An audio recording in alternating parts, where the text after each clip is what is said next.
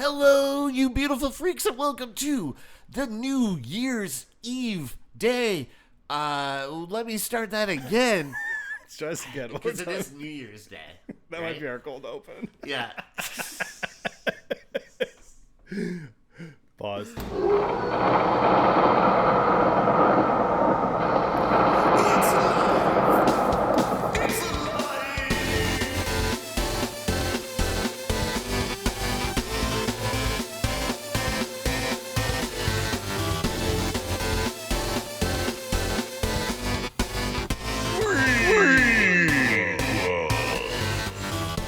Hello, you beautiful freaks, and welcome to our first episode of Season 3, our New Year's episode, and I could not be any more excited.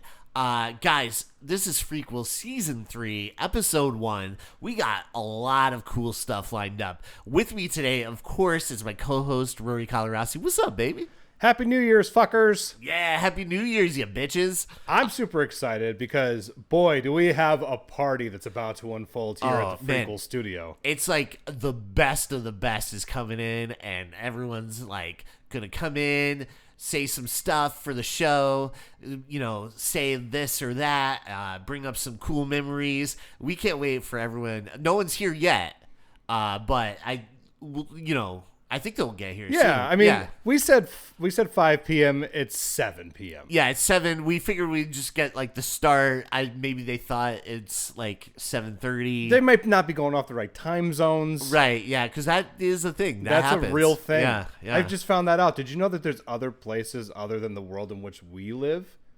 What? Did you know that? No. We've got our time zone, but other people have their time zones. Oh, right. Like there's a Shequel's time zone.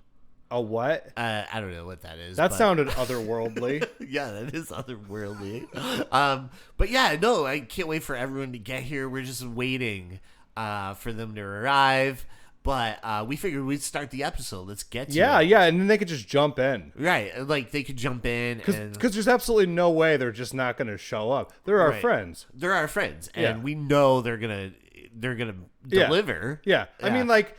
I mean, it's a thing. Like, it's totally normal that when you send out, like, a mass invite just to have no one respond to it. Right. Like, you know, like when you see that it was, like, sent and then you see that it was read and it's, like, 2 days ago. Yep. Yeah, people like to surprise you. Yeah, it's crazy because, like, no one responded. Everyone read it, and you see all their, like, bubbles underneath. But, like... It's weird because no one responded at all. You know what's weird? But we know they're coming. Yeah. Yeah. Somebody did send one thing over. Oh, did they? Yeah, I got one of the messages. It says, "Yeah, I'm totally blowing these losers off. I'll see you in a little bit, Jimmy." And then it like got edited really quick, and the message disappeared.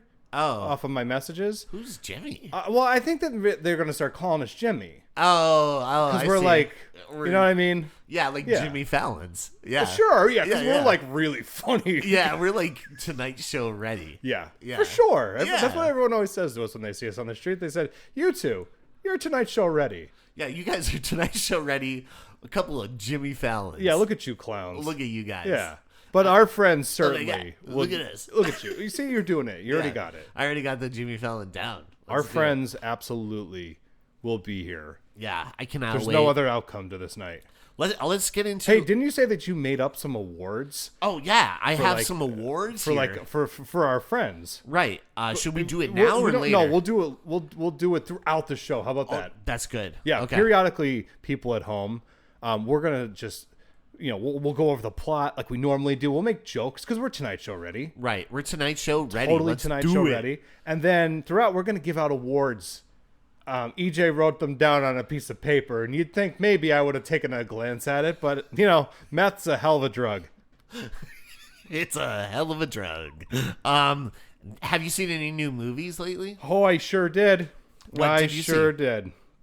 Well, here's what I got to see this week. Did you ever see Carnival of Souls? Yes, I have. It's really good. Yeah. I actually love a lot of the visuals in it and stuff. It's really cool. Well, I didn't watch it. Then I also it's it really is like just kind of like I guess it's like purgatory. Yeah. Kind of definitely. what it is for sure. But no, if for everybody listening to it at home, Give this one a watch. The one gentleman that's in it. Uh-huh. Well, I read some things about that movie, and it was made and produced and everything by the director himself. Mm-hmm. But I guess he financed everything by himself or something, What a right? hero. Yeah, he did it by a lot of that stuff all by himself and shot it. And that's probably what has a voice. Yeah, Like when you think about it, because it does feel like a guy made that, or gal. There's like a thing to it where it doesn't seem like it's got studio interference going on. Yeah, and some of the makeup is really Creepy. cool too. Yeah, some it's of really that. creepy. The main guy I've heard some people refer to him as Death. Oh, okay, yeah. Like that makes person sense. that's it's a really effective moment when she's driving to that new town and she looks out the car window and he's just staring in at her and you're just like, wow, nightmare fuel. Yeah, it's nightmare fuel. But yeah, this movie, it's really worth a watch. It's definitely, it has a bit of a cult following. People I really, would say so. there's a nice criterion of it out there. I believe it was Paul Giamatti is a huge fan of this Is he? movie. I'm pretty sure. Well, no there's one's an ever heard of actor, him. I'm just kidding. I love Paul Giamatti. it's got to be Paul Giamatti because he's a avid horror fan. Is he? And outspokenly, yeah. Oh, good. Hey, I heard recently Martin Scorsese talk about this. It's a very old clip, but it makes sense to me that Paul Giamatti would be a big horror fan, because as Martin Scorsese said it, and I'm not being self-serving right now, everybody listening at home. It's just basically you can't truly love film if you don't love horror, or at the very least appreciate it. Yeah, because it is so many great films are actually horror films that don't get credit for being horror films. Yeah, but there's it's a really wonderful way to just take a social issue and just really explore it in a really fun way. Someday I would love to cover The Mist. Oh man, yeah. That's a very unsettling movie, and it's about fucking giant bugs outside of a grocery store and a mist. But what's going on in there, the fear that they're causing inside of this little grocery store, watching all these people just lose their mind to fear and just cling to anything, and what it makes them do is so much scarier Yeah, than the bugs. Yeah, there's all these terrifying creatures outside. And there's certain points in that film you're I'd rather take my chances outside than to deal with the bugs have it small together. Society in this store. Yeah, the little factions that are going on in there. Yeah, because they start to break up into it's very Lord of the Flies kind of thing going on, and you're just this is a mess, and it's gonna lead to just a lot of terrible things, and you're I would just rather go get eaten by one of those spiders. Well, I mean, that's what eventually what happens is I mean, really, when you think about Thomas Jane's character, he's just kind of we're gonna take our chances out there, right? Yeah, which out there is like hell on earth. Yeah, but these people are scarier to them. They're shit's gonna go south for us if we don't get out of here. Yeah, it's crazy. But that's a great one. But what I'm getting, I think what Scorsese was saying is that you have to horror, you have to love horror, but there is something of a respect that you probably should have for it. And I did notice that a lot of really wonderful filmmakers were big horror movie fans. Oh, of course. You know? I mean, I'm really tired of the shit the genre gets, is what I'm getting at. Yeah.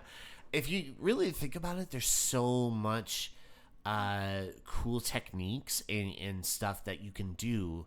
One movie that we will have to talk about is the original Nosferatu. I don't think we'll ever get to that. Yeah, I don't know if we will, but if we do, there's so many cool visual techniques, and this is 1922. And it was just the use of shadows and the use of lighting and even frame rate, which is kind of fun. And you're just wow, this is incredible.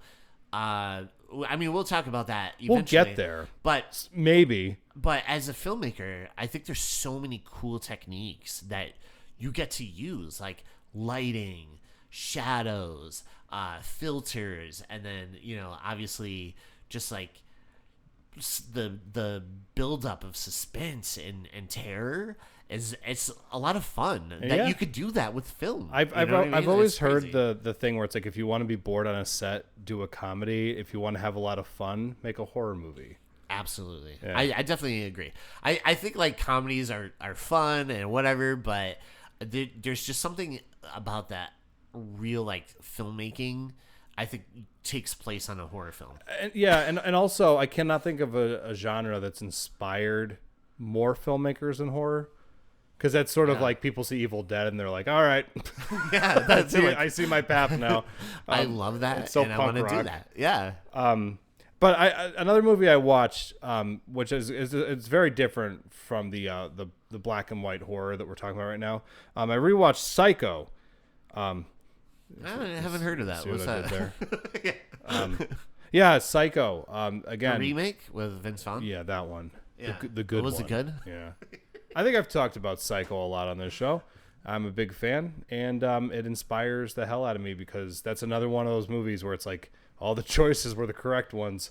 And I'm pretty sure my favorite dialogue scene ever in any movie is that scene with Marion and Norman and that back parlor. Because it's like every little thing that's being said and not being said. It's beautiful. It's like you're getting to learn about Norman, but then his life is informing her next steps, which is really interesting. Yeah. But yeah, I watched Psycho again because Psycho. Last thing I'm going to talk about before I pass the ball on over to you. And by the way, our friends are totally coming.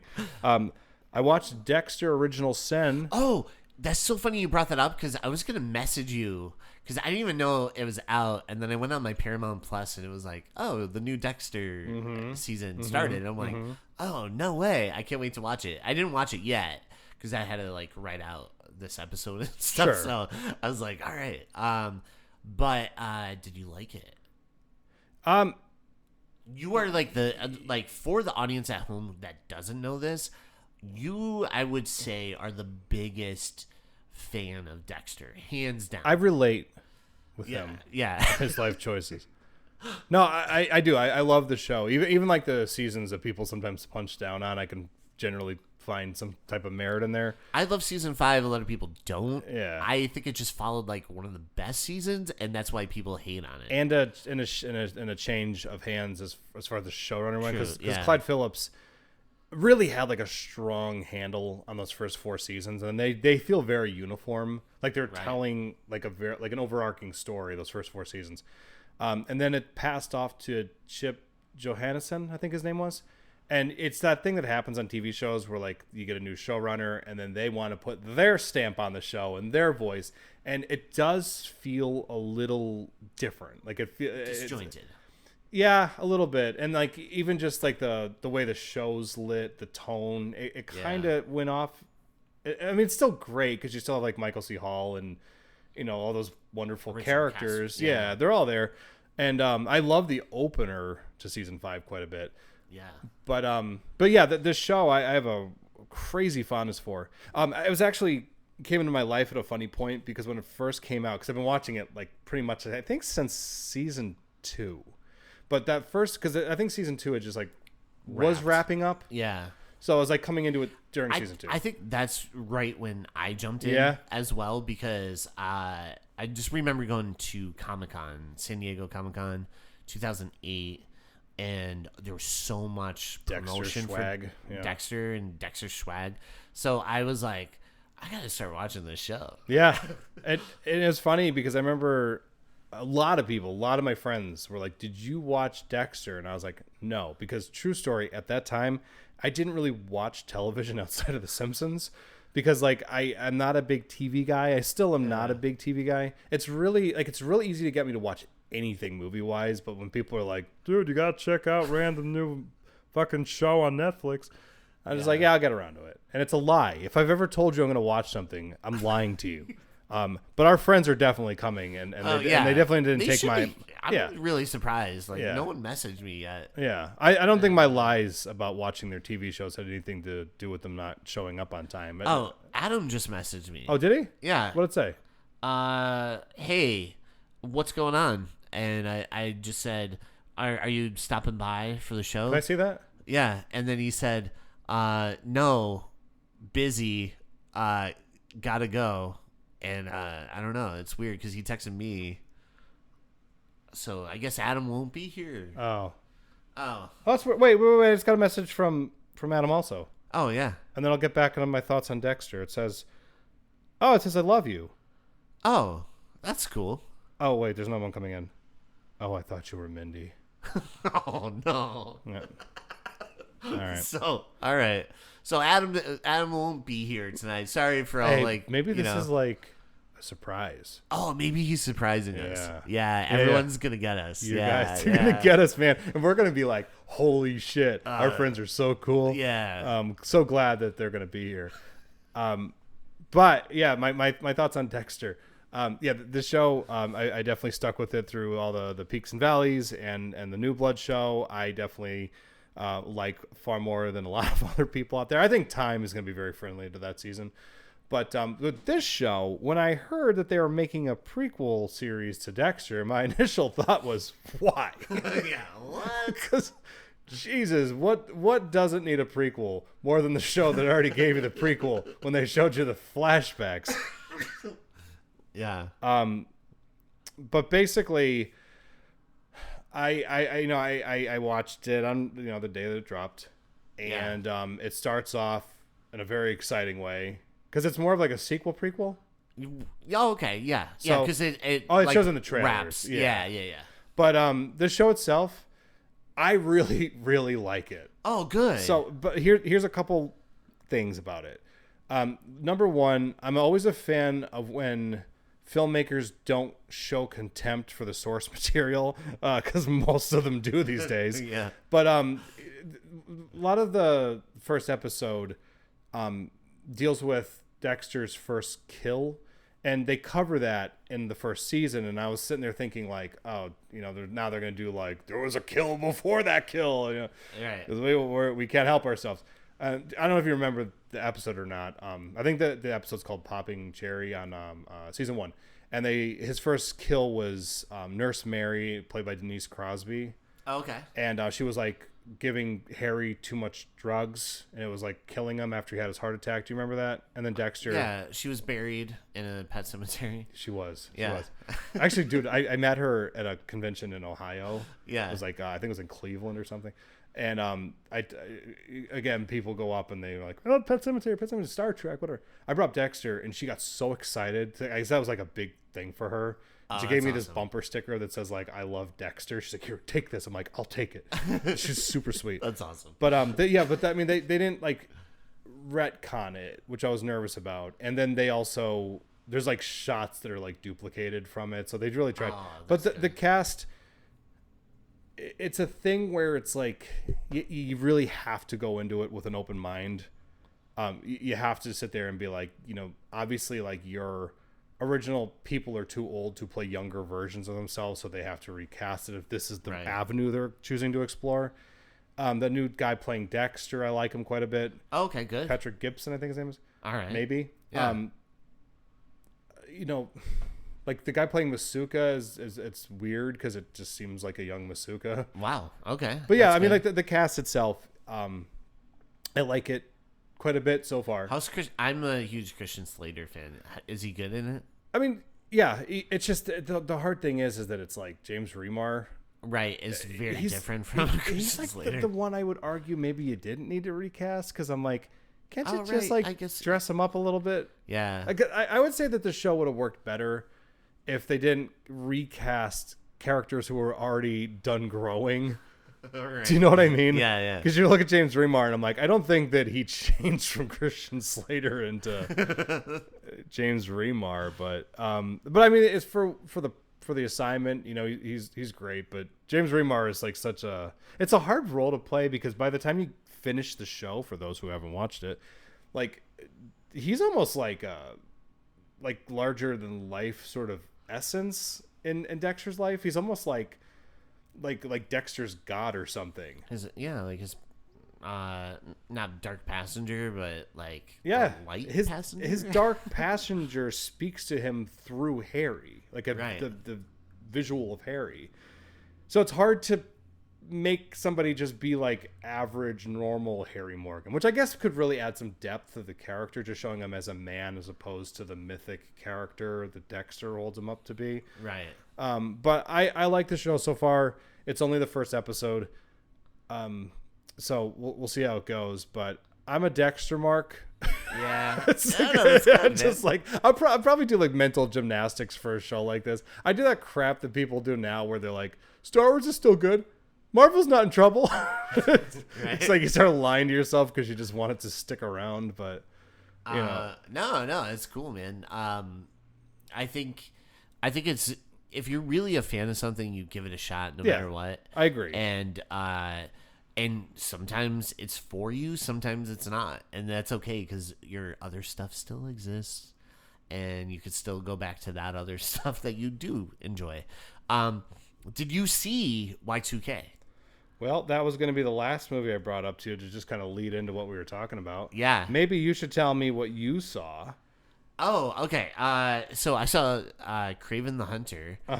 And I liked it. I thought it was fun. I unbelievably, I did not expect to dig it, and I actually was like, no, I kind of like it. It's cool to actually be around the one person who went and saw that movie this weekend. Yeah, I am the one. But you person, liked it though. But I liked it, and I thought, and I went with Kristen, and who are both going to be at our New Year's party. Yeah. And they both liked it. Yeah? So, were they talking about the New Year's Eve party?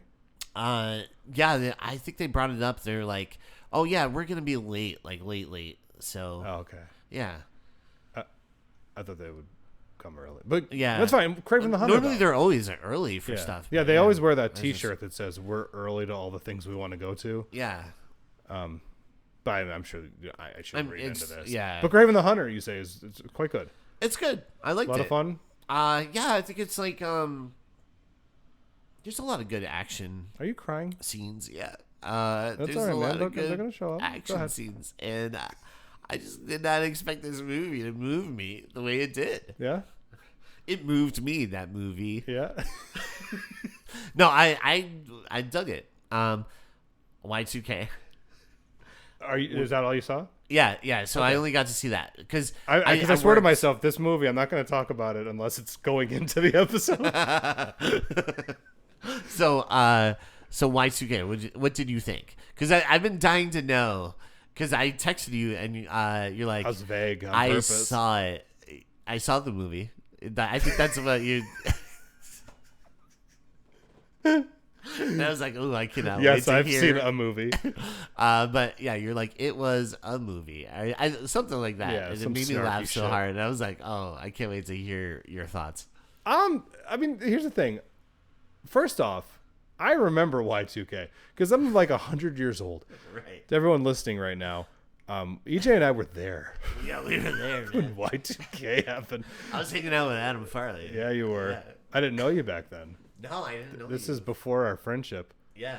I was happier back then. I was so much happier. Yeah, I don't know. But anyway, yeah, man, I remember Y2K, and I had friends and my friends' parents who really believed that something was going to happen. And even as a 15-year-old, I still have the same mind that I have right now where I'm just like, I need proof. Yeah. Like, why do you think that? Like, I'm always like skeptical of shit like that because I can always smell a con. Yeah. And I was like, stop Something's it. going. Yeah. Nothing's going to happen.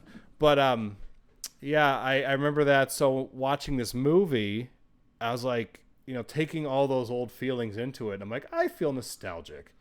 Maybe that's the goal of the film. Perhaps it's for like middle-aged, half-dead men like us. Like us, yeah. Who have like one foot in the grave. But I had a lot of fun watching it, and I appreciate any movie that knows how stupid it is. Yeah. Do you know what I mean? I don't mean that in like a shitty way. No. It really leans into what it knows what it is. Yeah. And like that's the thing. Like if they were trying to do something where they were like, oh, we're actually being very smart in our people in robot costumes. But it just sort of seems like it knows what it is, and I just was like, okay, it's fun. Yeah. It's a fun movie. America's Sweetheart, Rachel Zegler, she's very good in it. Yeah. And then that kid from the It movie. Jaden. Yeah. He's great. Jaden Smith. Yeah. Jaden. Is that his name? Yeah. I don't know. Jaden Smith. And he's great. The lead, Eli. Yeah. He was the lead in It Chapter 1. He's great. I there's so many things. I don't want to like spoil it. Yeah. But there's a cameo from someone that it's really funny. And it's really, really funny. And they do the funny thing, which is they only ever address him as his first and last name. Yes. And that kept making me laugh because that always kills me. Oh, thanks. Yeah. And I'm like, I died. I was laughing so hard. Yeah, it's and then like also this person might see somebody that they know, and then he calls them by their first and last name. Yeah. And it's very funny. The movie isn't one of my favorite movies of the year, no, but I think it is worth a watch because it's a lot of fun, and it's almost like a throwback movie. It really is. Their attention to detail of that era is really spot on. I would give them a bit more credit if they still just could not put that modern day bullshit stuff into the story. If you watch the movie, you'll know what I'm talking about. But like there's a lot of the characters talking the way they do today as opposed to how they were in the 2000s. Because as I said, I was there. Yeah.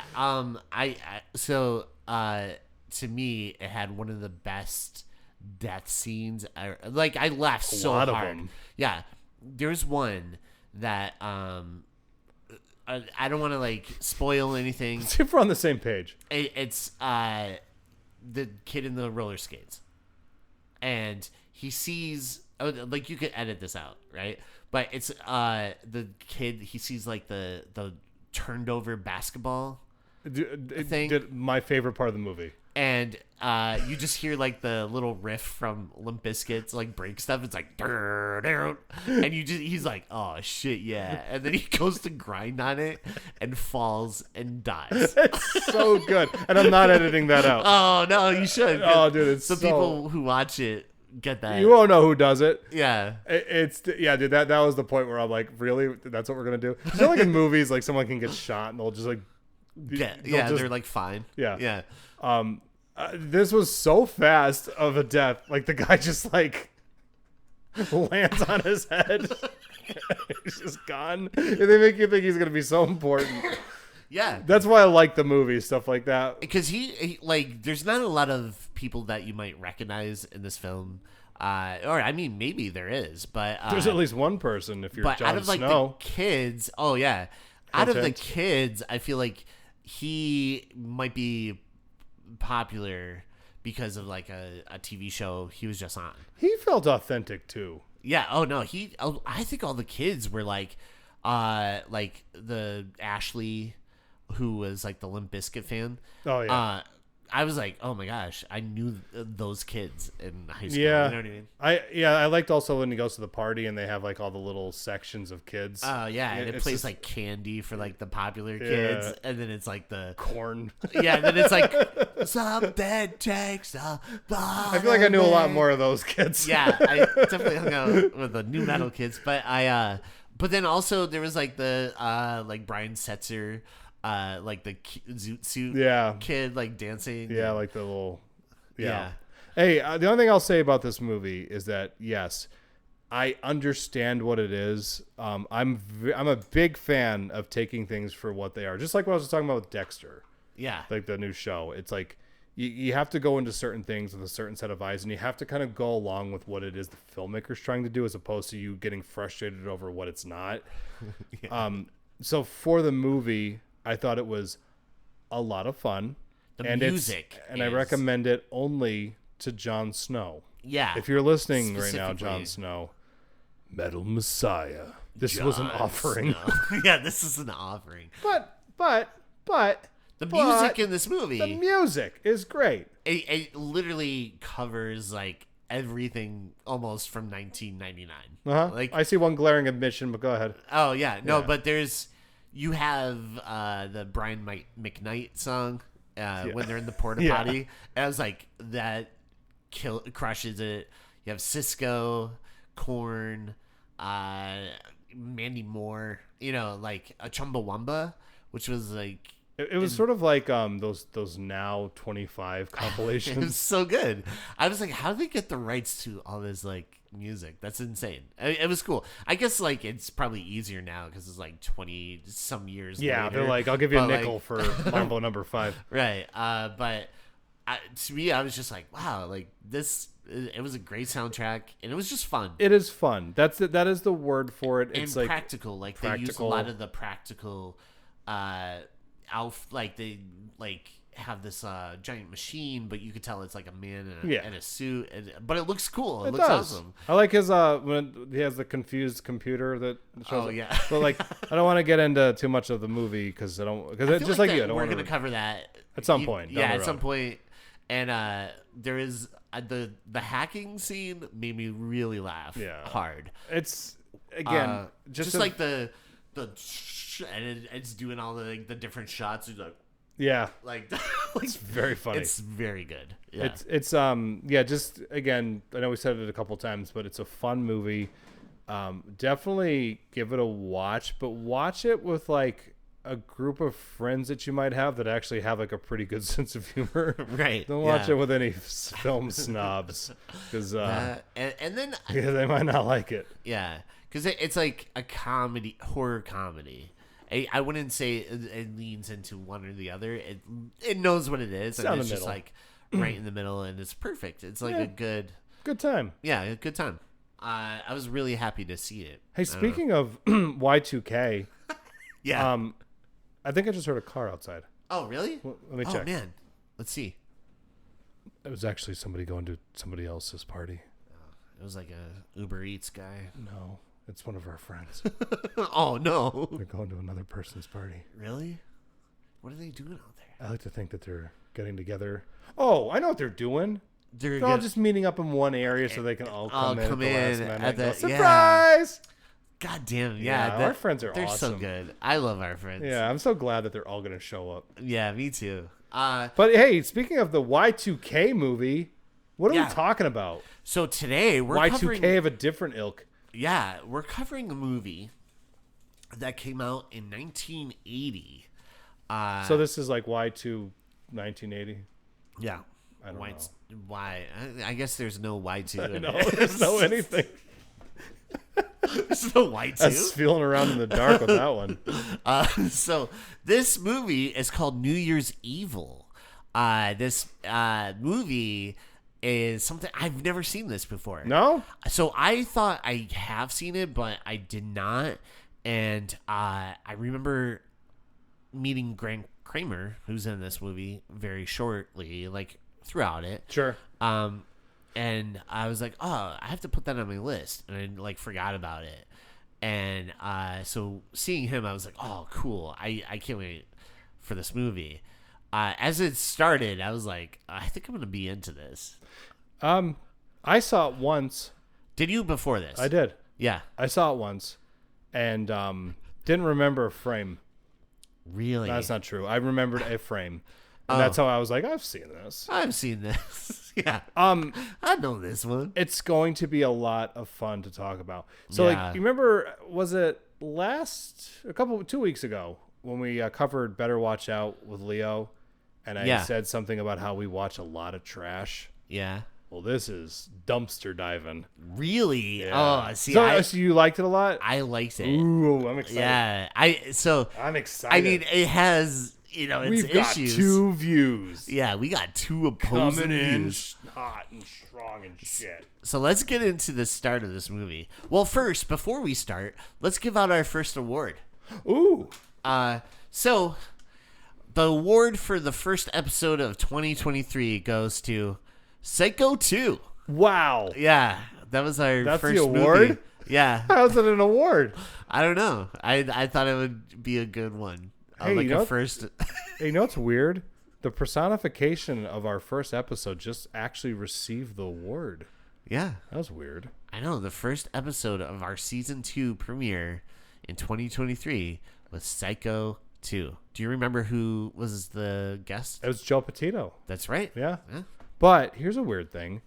Like an actual living embodiment of that episode just received the award that EJ handed out.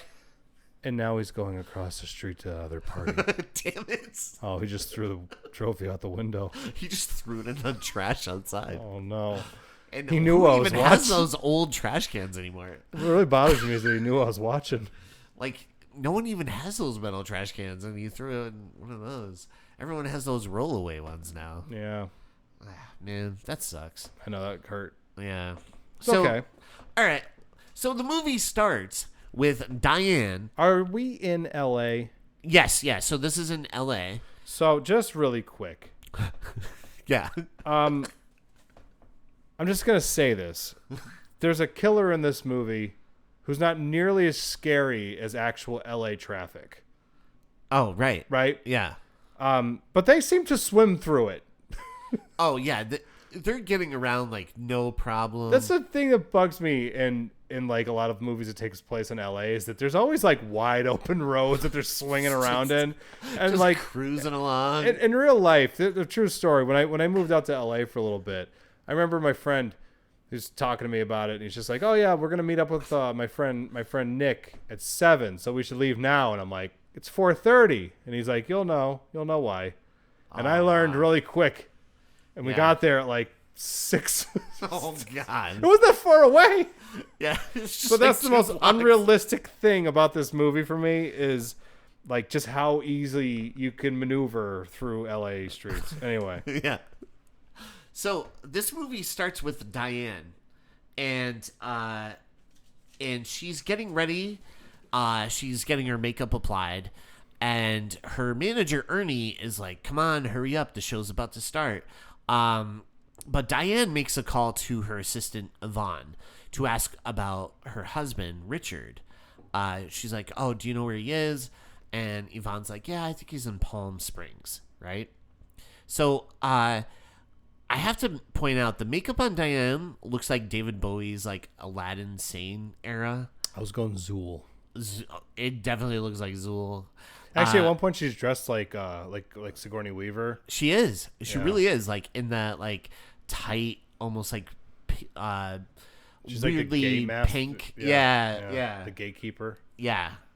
But her makeup, it's a lot, and I think she needs to fire her makeup. But anyways, meanwhile, we see Yvonne, and she's applying her lipstick. There's a lot of makeup that gets applied in this movie. Yeah. And I didn't realize how much until like halfway through. I'm like, there's a lot of scenes of people putting on makeup in this movie. Yep. So anyways, she's applying her lipstick, and she hears her door open. Then she ends up getting attacked in the bathroom. And I'll admit, so this is my first time watching it. Uh-huh. I actually jumped when the hand reached out and grabbed her. I just not. Did you?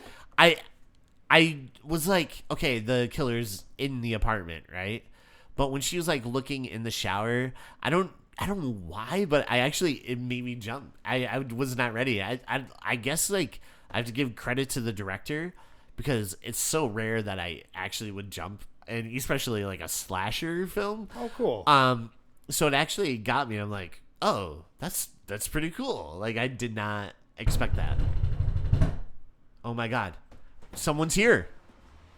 Hey, young Vince, what are you doing here? Oh my gosh, you made it. We were waiting for everybody. Hey, yeah. Hey, how you doing? We're doing good, man. We're doing Good, great. good. Welcome to the party. What is today? Wednesday. You guys are recording today. Yeah. Okay, that's cool. That's really cool. Oh, yeah. Wait, did you not come here? What's going on, guys? Oh, how you been? What's up? We're doing good. Yeah, Hey, we got here at like 5:00. Yeah, and we were You've been waiting for everybody. Okay, you've been recording. Yeah, yeah. and then That's now pretty it's like cool. 7:30 or whatever. Yeah. Oh. I'm gonna go grab a drink. What do you guys? What episode are you guys doing today? You're doing an episode, Oh right? yeah, we're recording like an episode, and dude, we're so pumped you got our text about coming here. Yeah. Hey, what's Yeah. up with that T-shirt that says "I was just at a better party"? Anybody? You don't have a drink. You want a water or something? Can I get you a Coke or something? Oh, 'Cause no. I definitely need a drink. Oh, do you? I gotta keep it going. Keep help the party yourself. going. Yeah, Okay, help I'll get yourself, something. man. You're good. Anybody need anything? Party going as if Yes. you've Yeah, been I'll be partying. right back. You guys keep going. Okay, all right. All right. Guys, that was young Vince. He's here for the party. We're really excited because he's our first guest of the party. I feel like he wasn't expecting us to be here. Wait, what? You got that vibe? A little bit. Really? Yeah. No. He knows. Young Vince knows. He likes to party. Dude, he was pretending to look at his cell phone when he said that he got our message, but his cell phone was off. Oh, maybe he had it to like his Apple Watch or something. It has to be that. Yeah. He certainly wouldn't just show up There's to grab no way. alcohol and then awkwardly run into us. Right. Yeah. Whatever. Let's get back to the movie. Let's get back to this. Ow, but go ahead. So, no, we're really pumped. So we should probably give out our next award. Oh, sure. Let's do our next since award. Young Vince is here. Yeah, let's do our next award. Okay.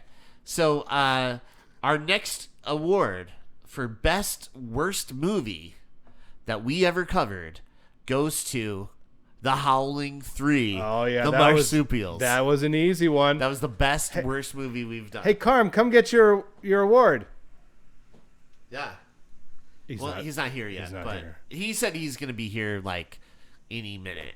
I just looked out the window and he's going into that house across the street. Oh. Where is Vince, by the way? I don't know. Yeah, He's just like... I don't know. Let's continue with this All right, episode. yeah. So let's go with the episode. So then we cut to this title sequence, and we get this song, New Year's Evil, which is awesome. It's a banger. Yeah, the music in this awesome. movie is not the problem. No, the music throughout this movie is a lot of fun. Yeah, it feels like they were trying to like tap into the Ramones sound or something. Yeah. It's got a little Ramones sound going on. I like the car full of punks, and like they're seen and they're like spinning on the one car. Oh, hey. Where are you going with all that beer? Hey guys. Oh, I don't think you need that much for here, man. That's a lot of beer. I mean, Yeah. is that No, for what you? Yeah. That's all yours? Yeah, all of it. What you guys up to?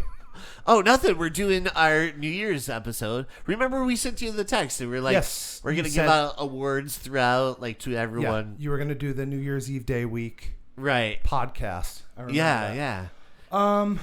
Yeah, there's that thing. But I'm kind of on my way out. Ooh. Oh. Somebody just reached in and grabbed all that beer. What was that about? And he gave you a thumbs up, Vince. It's a bar. There's plenty of beer here. I'm not worried about it. What are you guys up to? What's going on here? Oh, yeah. We I know I got the text, but I didn't really read them as much as I was just glancing at the headlines and.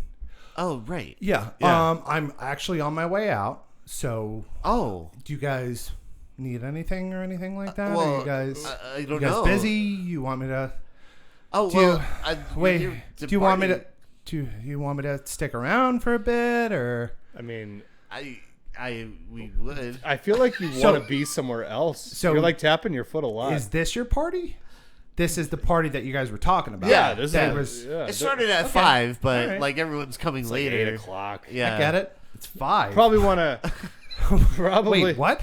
Yeah, we waited until like 7-ish to start recording. yeah, I know you yeah. But we told. figured everyone's gonna come. I know you and told everybody 5, but Yeah. you make a late entrance. That's people when the do party's starting. fashionably Okay. late. All right. Yeah. Very this is super fashion apparently. Yeah. This is high fashion. So what's new with you guys? How you been? I missed you guys. Oh, I miss you a lot, man. Do you? Yeah, That's I miss you so much. Very nice of you to say. So I was actually thinking about it the other day, and I'm genuinely proud of both of you. Why? Because What? I know, yeah. My parents Like, never even said that. Well, I mean, same.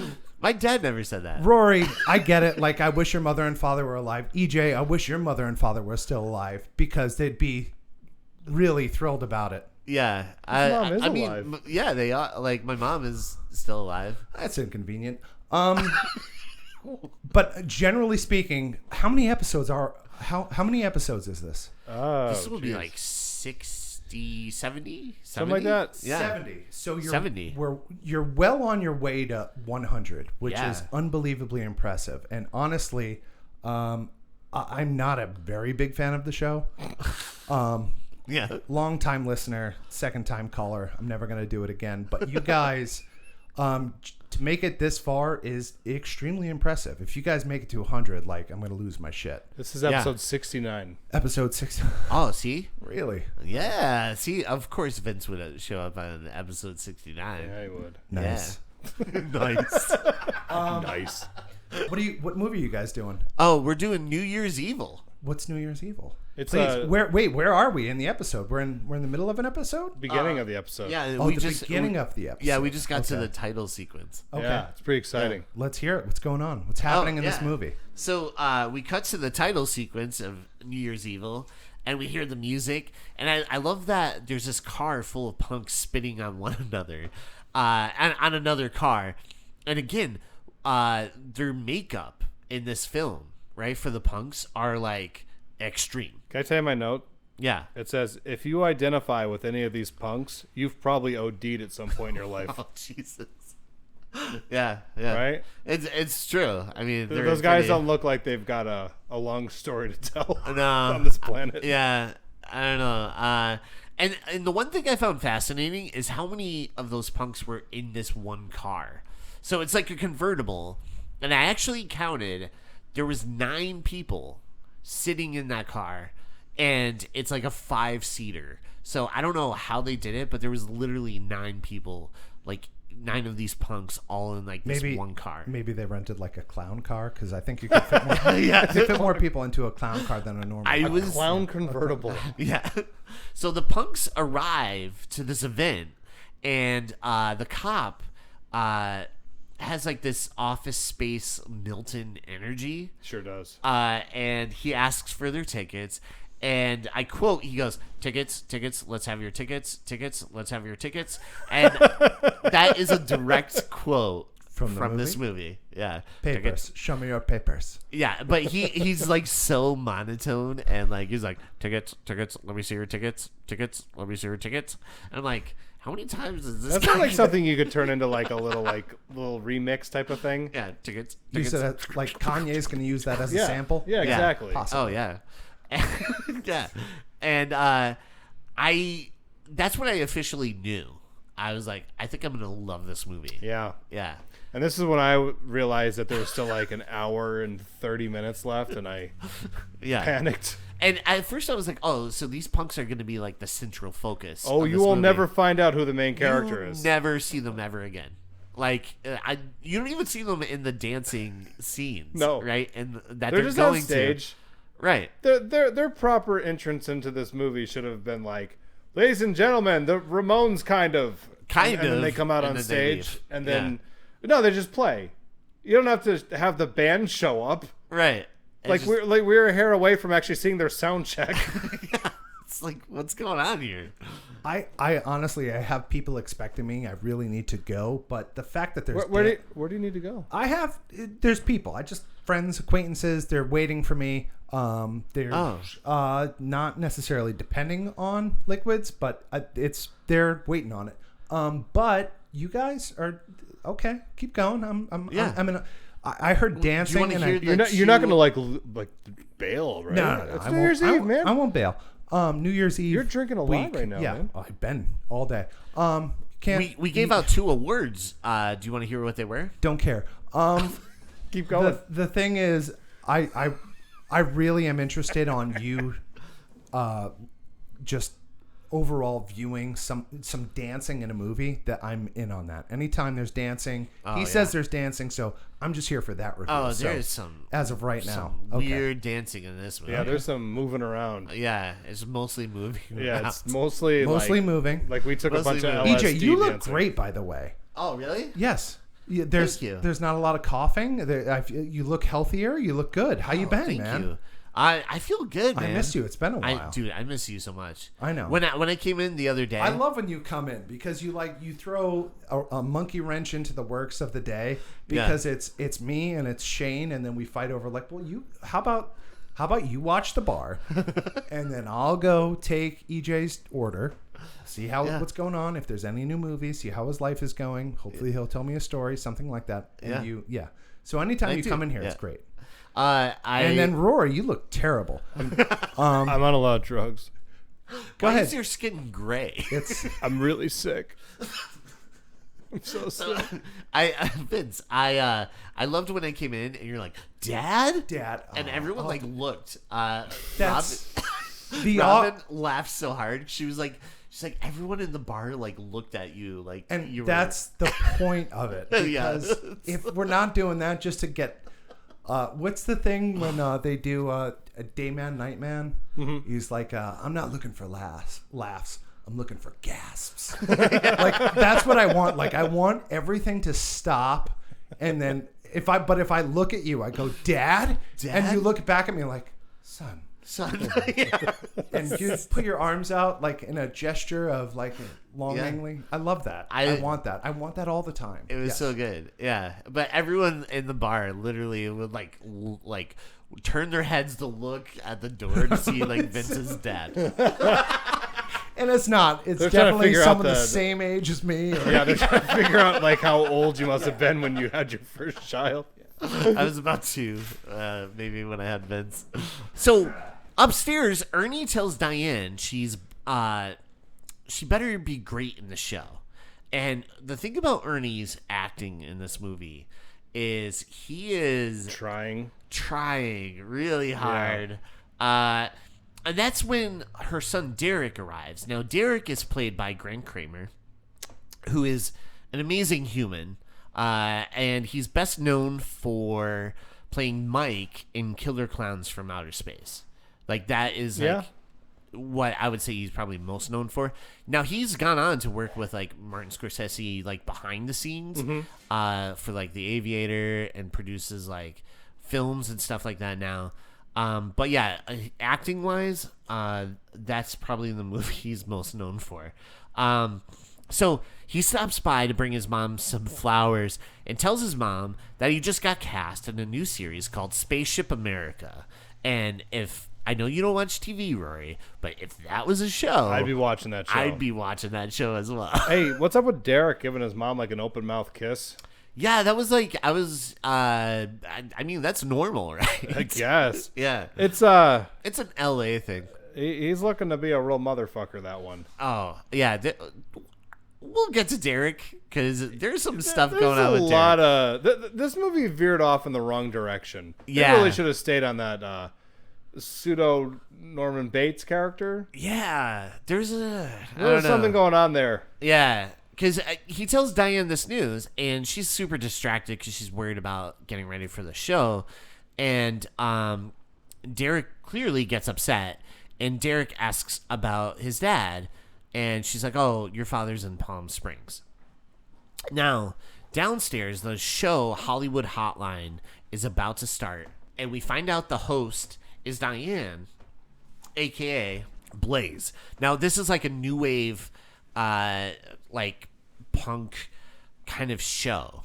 It's almost like TRL, right, of its time. What is it? It's like a telethon.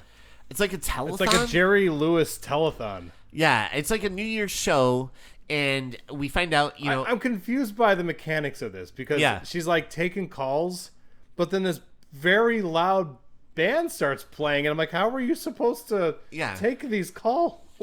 How do you hear I don't know how it works. Yeah. I was very, very confused by this, and I was hoping that you could explain it to me, but then I'm like, there's no logic to be found. I don't think there's any logic.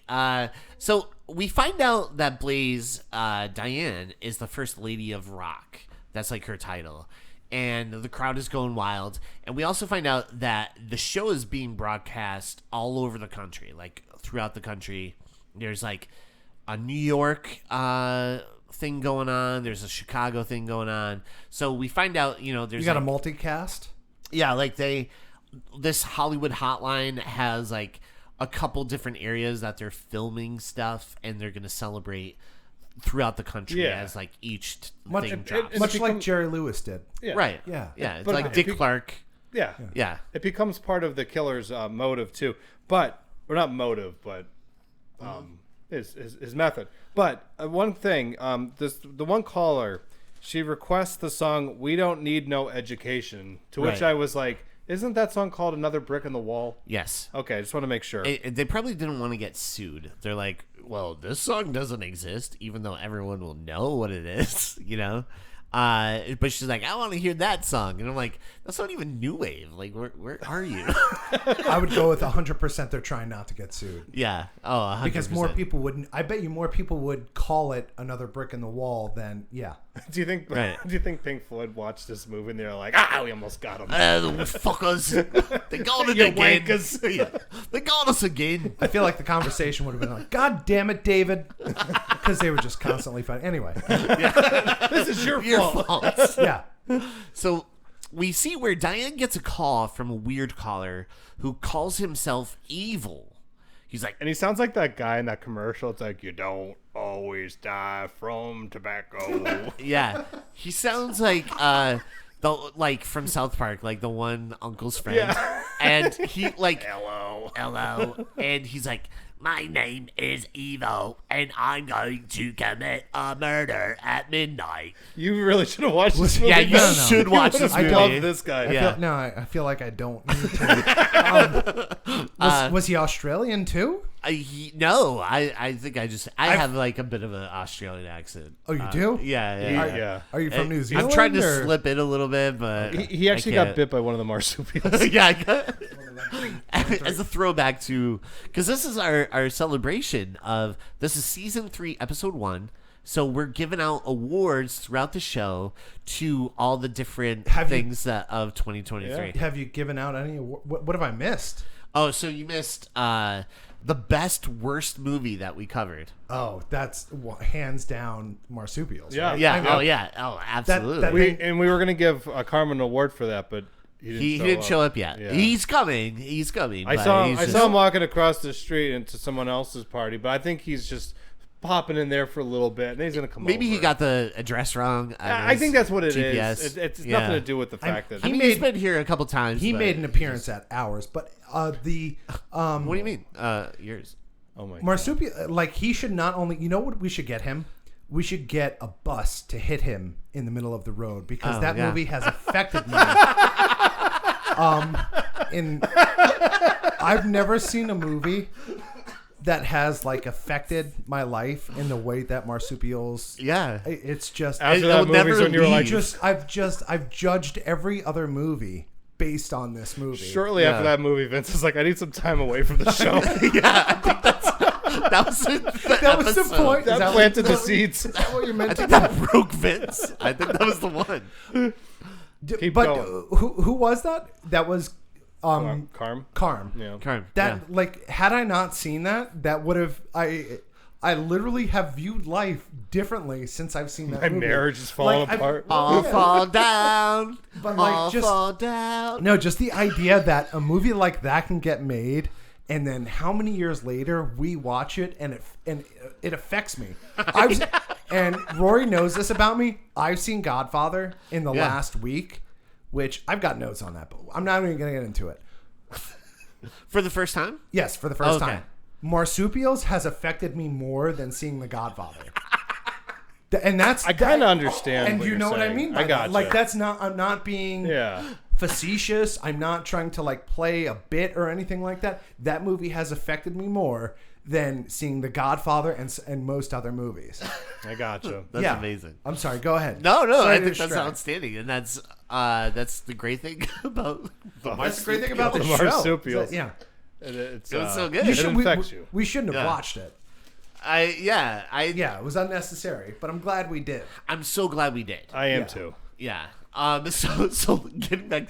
So after he makes this threat, evil, she kind of ignores it, and then she's like, okay, let's cut to a live performance by the band Shadow, and we get to hear the song New Year's Evil again, which again, awesome, the whole thing, this time. And I have to give credit to Ernie's acting again, because it's very he's trying very hard. So, over at the Crawford Sanitarium, we see Evil sneaking in. And this is like the thing that's weird about this movie. A lot of like horror movies at the time always tried to hide the identity of the killer, and this straight up is like, here I am. We're not gonna do that. We're gonna just show you this guy right from the beginning and like what he looks like. He's like, Just basically let out any potential mystery or interest that you could have. Right, yeah. They're like, hey, here's this guy. And so we cut to the inside, and all the patients are dancing while watching Hollywood Hotline. And it's clear to me that none of these actors did any kind of homework on like patients in a hospital like this, right? Like they're just like all dancing and they're moshing. It's weird. Yeah. Like slightly moshing with each other. And the nurses are just watching and like laughing as these patients are like jumping up and down, like pushing each other. And I'm like, were they supposed to be at the club? Because they're not like patients at all. It's weird, right? Yeah, it's a weird choice. It's like the director stepped out for a little bit. Yeah. It was just like, I don't want to do this. Yeah. I don't know how to just dance around. Yeah, just do something. But that's my direction. Do something. So one nurse leaves the room. One of the two nurses that work at this place, and she leaves and she runs into Evil in the hallway. In his very first costume. He's got a lot of costumes, and he pretends to be. This is Dr. Lawsuit. Yeah, it's Dr. Lawsuit. He pretends to be like. I already know what he's about. Oh yeah, I get it. Yeah. He pretends to be like a new employee named Jeff Winters, and he flirts with the nurse. He must have grabbed that name from like Days of Our Lives or something. My name's Jeff. Winters. Jeff Winters. I'm pretty sure Days of Our Lives had a character named John Black. It was awesome. How good was he? Yeah. Do you remember when Drake Hogerson was his name? He just passed away. Do you remember when Marlena was possessed by the devil? Fucking so scary. Yes.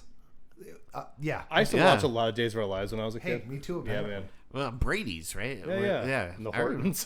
Yeah. Brady family.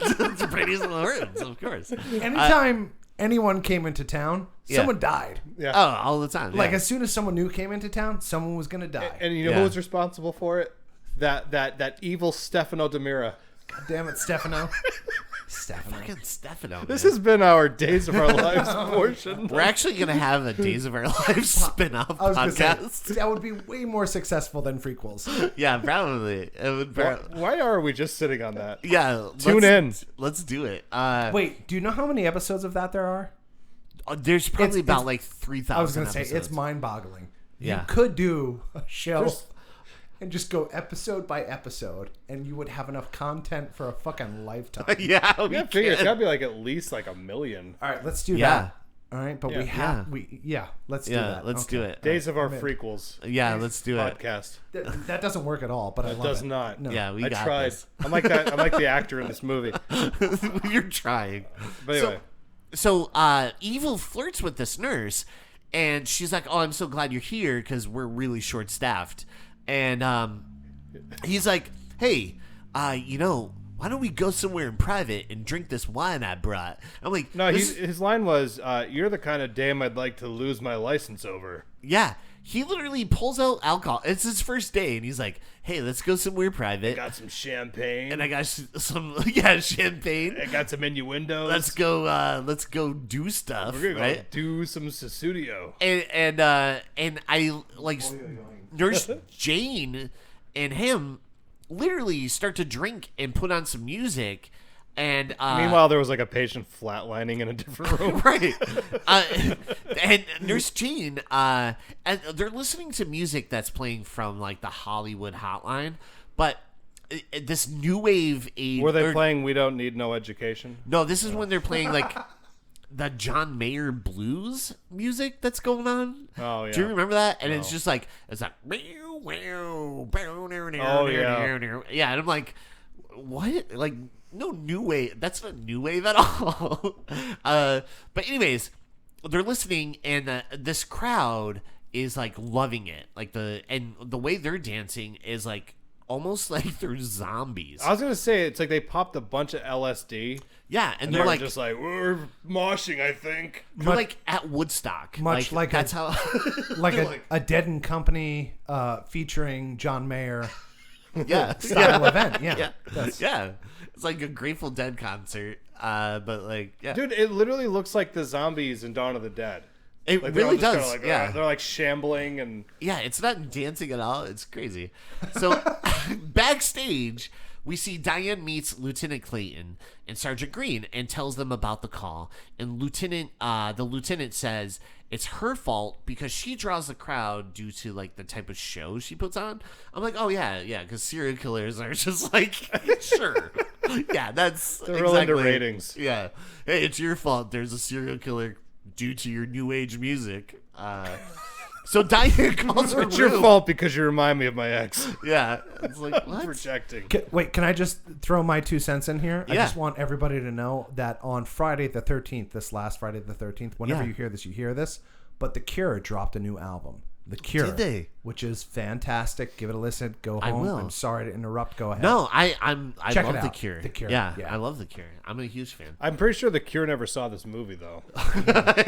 I'm reading the Wikipedia of this as I'm assuming this is called New Year's Evil. Yes. Yeah. Emmett Alston is the director. This is directly from Wikipedia, and I'm a paragraph in, and this sounds fucking hilarious. So please Yes. keep going. So Diane calls her room to where her son Derek is and asks if she's seen or if he has seen Yvonne, who we know got murdered in the beginning. Does someone call themselves Blaze in this movie? Yes, it's Diane. And yeah, they gave themselves that nickname. yeah, she's like You the can't do first that. lady of rock. You can't do that. You Yeah. can't give yourself a nickname. Someone has to give you a nickname. Yeah, I'm just pointing that out, and I want to go on record. Diane did that. In You don't case think he anything happens. became young Vince on his own, did No. you? No, he no. was given that. That name. was All those bestowed boy- upon you. Yes. I don't know who started calling you Young Vince. We I have don't know. episodes to go back and check. Yeah, we Hey, have to everybody go. at home, if you're listening to this right now, let us know the origin. It's somewhere in the beginning of this mess. I was going to say it's episode 2 or 3. Yeah. I think you Yeah. should I listen think to them all. it had to be Rory that said it first, right? No, I'm pretty sure it was you. Me? I can thought it was check, you. I don't know. I don't know. I don't remember. I don't know. Whoever you But were, you you were got high it. because I am not young. You are young You're, Vince. you're young and beautiful. Young in spirit. That's it. Hey, so at this point in the movie, I have a note here that says, this movie's all over the place. Oh, really? You think so? Yeah. Actually, at one point, Becca looked over at me and she goes, what's this movie about? I'm like, I don't know. I don't know yet. And it's like 20 minutes in. I'm I don't know shrugging. what I I'm don't know looking what's at her, I'm happening like, yet. I don't know what you expect out of me. Yeah. So Diane... Just from what you guys have said, I feel like if you asked the director what was this movie about, they'd have the same answer as well. It's about an hour and 30 minutes. It's about an hour and 30 minutes. What's this about? An hour and 30. So Derek tries to tell his mom something important, and she just brushes it off and hangs up. And Derek is like very distraught because his mom does not care about any news that he's like. She really does blow him off. Yeah, she really He's does. like, hey, I got the part in the big show. And she's just like, yeah, that's great. American. What is it? Spaceship America. Yeah, and she's like, well, I'm Johnny Blaze or whatever her name is. Yeah. And so at the sanitarium, Nurse Jane and Evil are straight up like making out. And for her to complain about being short staffed, there's like 2 nurses and she's just going off like, oh, here's this new employee. I'm just going to bang him in the, like the med station It was area. a different time. It was a different time. Different time, man. But her coworker is just like by herself at the party and handing out like hats to the patients, and it's 1 minute to midnight, and the countdown begins, and we see Evil actually murder Nurse Jane and uses his tape recorder to record it. And at the show, This movie would really hold up today for like a young it's like, person. oh yeah, they'd be like, what is that? Yeah. At the show, the dancing, and I say that generously, is getting wild. Oh, you know what? I always ask you this question. How Yeah. do you rank this little dance sequence? It's awful. Thank you. It's so bad. And Diane, like I said, generously call it dancing. Diane gets another call from Evil, and the voice of Evil sounds like a 1960s robot, right? And My name is Evil. and he plays like the murder that he recorded. And Diane says, "Oh yeah, that sounds just like the record." And boom, Eddie from karaoke. There you go. So I don't like if he's alive. If he's I hope still he alive, enjoyed that, I don't know. There was someone, and I just have to tell this story really quick. But Rory and I would go to karaoke at Poor Richard's. There would be this guy. I believe I saw you one time at Rum Runners, but that's just a side. Oh, okay. Yeah, we would do karaoke down here and at Poor Richard's, and there was this guy that just started showing up, right? And his name was Eddie, and he would go up to sing, and he had a tape recorder that he would take with him. Like a serial killer tape recorder? Yeah, and it was a cassette one. So not like taped to his body with a microphone sticking out of the collar. Just he walked in one there. of those very old school ones that's like very long. Where you have to hit play and record at the same time. Which is good because those things have these little microphones inside of them that are amazing. So I get why he would do that. Well, this guy, no matter how amazing that mic is, yeah, it's not going to help him. So he would do this, right? He did it for himself or for everybody there? He did this just for himself. Just for himself. Yeah. This guy was his own biggest fan. So he really was. They would call his name. They would be like Eddie, right? And so he would hit play and record. I'm sorry. I have to correct you. It was Eddie.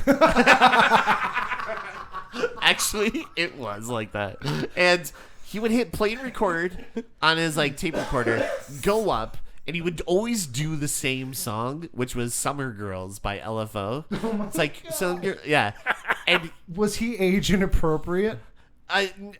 Well, we'll get to that in a second. So he would do this like hit record. That is such an easy question to answer, and you dodged it. We'll touch on that. Go ahead. While he's singing, by the way, before you go further, he was missing all the right teeth in his mouth to have the appearance of like when we first met him, he had them. He did. He had a lot of teeth back then. And then he started missing them. Yeah, he started to look like a jack-o'-lantern. Yeah. And he was like a man-o'-lantern. Well, the first time you met him, some of them were real, but not all of them. Yeah, like some were there. Some were there. Maybe after some of his karaoke performances, people would just like punch him in the face or something. I'm not exactly sure why. Some were teeth. Some were there. Some weren't. But so he. All right, so I got it. We're all right. It's a he steamy would sing club. LFO. Okay, LFO is coming on. Yeah, so he's like some girls, whatever. He does it, and he would finish, and he would. I bet he did. He would be like, it was like he ran a marathon, right? Because he would be like out of breath. He was like. How'd I sound? Like he really put the work in. Yeah, like he put like a whole, like literally ran a marathon.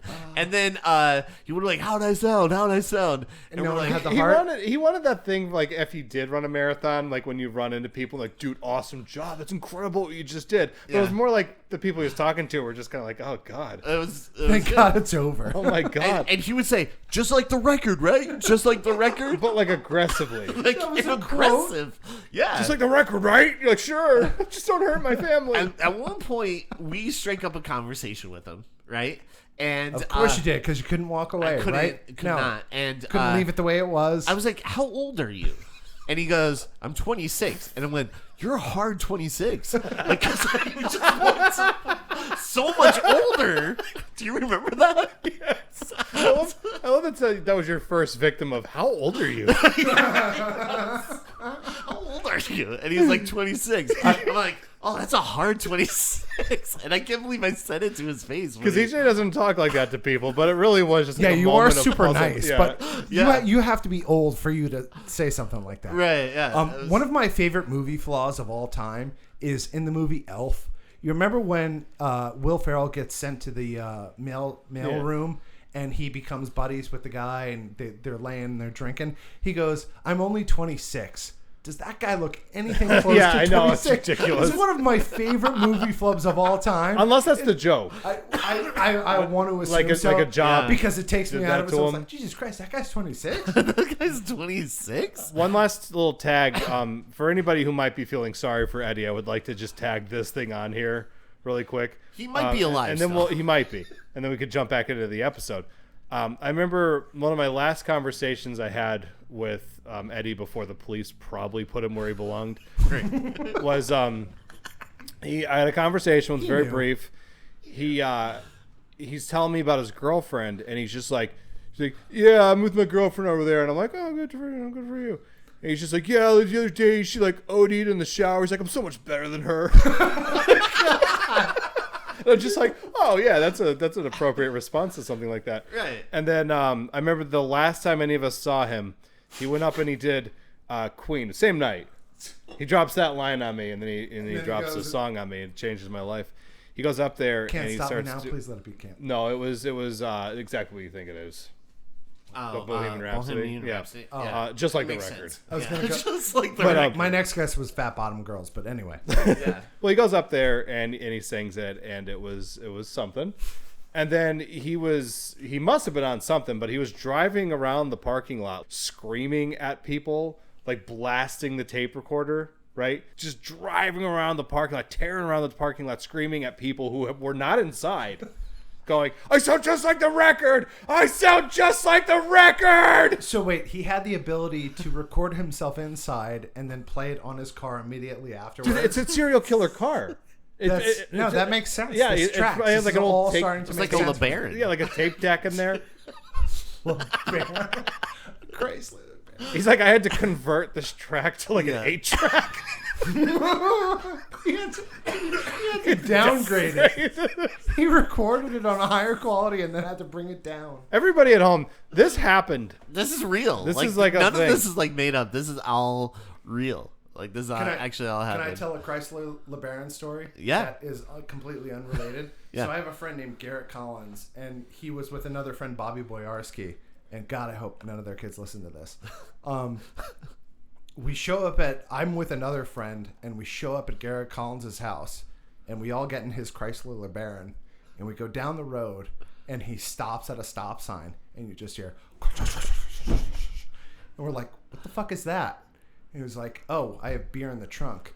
So we go around the block, and we go up to his house, and dude opens the trunk of his Chrysler LeBaron. He's got a tarp and ice and like 5 cases of beer in the trunk of his car. Yeah. And he thought it was cool to just drive around the town and we'll just drink all night. What? Like, we're going to get pulled over. Yeah, like cops are going to notice that there's leaking out of the trunk of your car. At a certain point, this is a bad idea. And his first idea, I believe, was, hey, let's go to the bowling alley. Let's go to... So wait, you want to go to a super populated place with a trunk that you've fashioned into a cooler, which is not watertight. Right. That's Clearly. just what we're gonna do. Okay. Yeah. It's just okay. All right. It was a different time. Yeah, me and my buddy, we're gonna go elsewhere. It was the You guys have fun. 90s, man. Yeah. But we did back But seriously though, I appreciate hanging out with you guys. I'll be right back. I gotta go drop off some stuff. I'll be right back to you. Oh, okay. Yeah. All right. Are you sure? Like, you can stick around. Everyone else is coming soon. You want to help me with these 4 cases, or just I'll get them? I got people that are gonna come in for these. You're coming Oh, back, okay. right? Yeah, I'll be right back with them. Oh, okay. So, he's gonna come back, right? Oh, I'm certain of it. Oh, okay. Okay. Okay. Yeah. There's yeah. he just jumped into a car filled with a bunch of people that have been on the show before. I think it was that Bob guy. I think Eddie was there. It's Eddie's party. It's Eddie's party. Oh no. Oh no. It's the just like the record New Year's Eve extravaganza. Just like the record. But yeah, we are. Let's go back to. So meanwhile, Derek, Diane's son, is doing some like really strange shit. He puts like a stocking over his head, like this red kind of stocking, and then pierces his own ear. And then he says to the mirror, he's like, "Now, what do you think?" And to be honest, I was like, I think you're being weird, man. Do you think it was going for like a Snow White thing? I don't know what it was. Mirror, mirror on the wall. It's like, Yeah. I don't know. It's like, I was like, what are you? What is this? Like, I don't understand. Derek's whole arc, I just don't get. Like, I don't know. We'll get back to it. Derek then calls a number, but it's busy, so he destroys the flowers. in my notes, I put Derek is trying to have a taxi driver moment. Oh, yeah. I That's forgot probably what about it is. this scene entirely as you were Yeah. just going over it, and then my notes brought me back. And then I also wrote how embarrassing. Yeah, So just, it's a weird scene. Go ahead. But yeah, he calls the number. It's busy, so he destroys the flowers that he brought for his mom, which were like red roses. Yeah, and he's just like crumbling them all up. It's almost like something you'd bring to like a lover. Yeah, and there's something weird. Yeah, there's going a on. real Bates-ish sort of thing going on there. But down at the concert, the lieutenant gets a call and tells Diane about the dead nurse. And Diane assumes that the killer is got Yvonne. She immediately jumps. She's like, "Oh my God, the killer got Yvonne. I know it." Right? And it's just like, what? How'd you jump to that? So now Evil puts on like a porn stash. Favorite of his disguises. It's called the Ron Burgundy. It really is the Ron Burgundy. He puts on a porn stash and he goes to like this local bar / club and begins to hit on one of the girls at the bar. Which I desperately wanted the mustache to start falling off as my he was God. talking to her. I can't wait to talk about that. Why did he have to put a disguise on to go talk to that girl? Yeah. She didn't know who he was to begin with. Right, he could have. He was like fine without it. It All worked this stuff, before. The costumes are superfluous. Yeah, it's just like no purpose. None of them helps him at all. No. It just has like a bunch of costumes and like a trunk that he's carrying around. Yeah, and like the first one, he's like a doctor. The second one, now he's like a business manager. Maybe he's just doing it for him. Hey, Vince is back. It could be. Yeah, hey, guys. Oh, hey, what's up? I'm grabbing a couple more cases, and then I'm going to be, I got things to For do. our party. Yes. Yeah. Cool.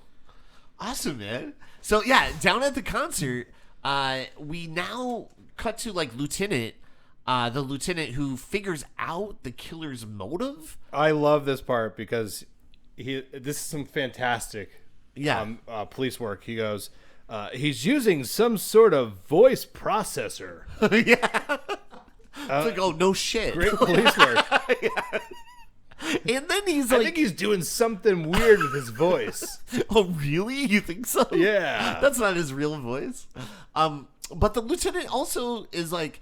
He somehow just figures this out. He's like, all right, I think he's going to kill at midnight for each of the time zones. Like, so he killed for New York's time zone. Now he's going to kill for, like, Chicago, right? And then so on, and then probably eventually here. Like, and I was like, how did you get that? Like, I'm watching this movie and have been with the killer at this point, and I did not even know that. Like, the lieutenant just like... Yeah, the killer doesn't even set that up. No. And so... Within the movie, I should say. And I like when Ernie's like, he just shows up in the scene, he goes, wait, he's going to do this 3 more times? And I'm like, yeah, Ernie, yeah. You get it. You're getting it, buddy. But I'd like to just add, he's using some kind of voice processor. That's what I bring to the table. It's so bad. And then at the club, Evil tells the girl that he's Eric Estrada's business manager. And I'm not even making that up. He goes, wait, does he use the name Eric Estrada? Yes, he does. He does. So at this time, Eric Estrada is so famous that he makes it into a movie. He's so famous. This is like the height of Chips, baby. Perfect. Yeah, I love it. And he's that's like a thing I'm his where, like, business manager. That's like a thing where, like, if a couple of teenagers came across this on like Amazon Prime or something, and are watching it together, he says Eric Estrada, and they both look at each other and shrug. Yeah. Erica who? Who? Mom? Wait, is this our early existence of we own Paramount and we're putting out a Paramount movie or whatever and put our star in the show? Maybe. I don't know. At that time, I hope so. I hope so. I hope the director did not want him in the movie. Not even mentioned. Yeah. He's like, Eric Estrada? No, we're not doing that. No. He's not. He's too busy for this. So he's like, yeah, I'm on his way to like his house for New Year's. Would you want to go? And this girl that he's talking to is like, yeah, okay, yeah, that sounds good. And now here's the thing about Evil, especially in this costume.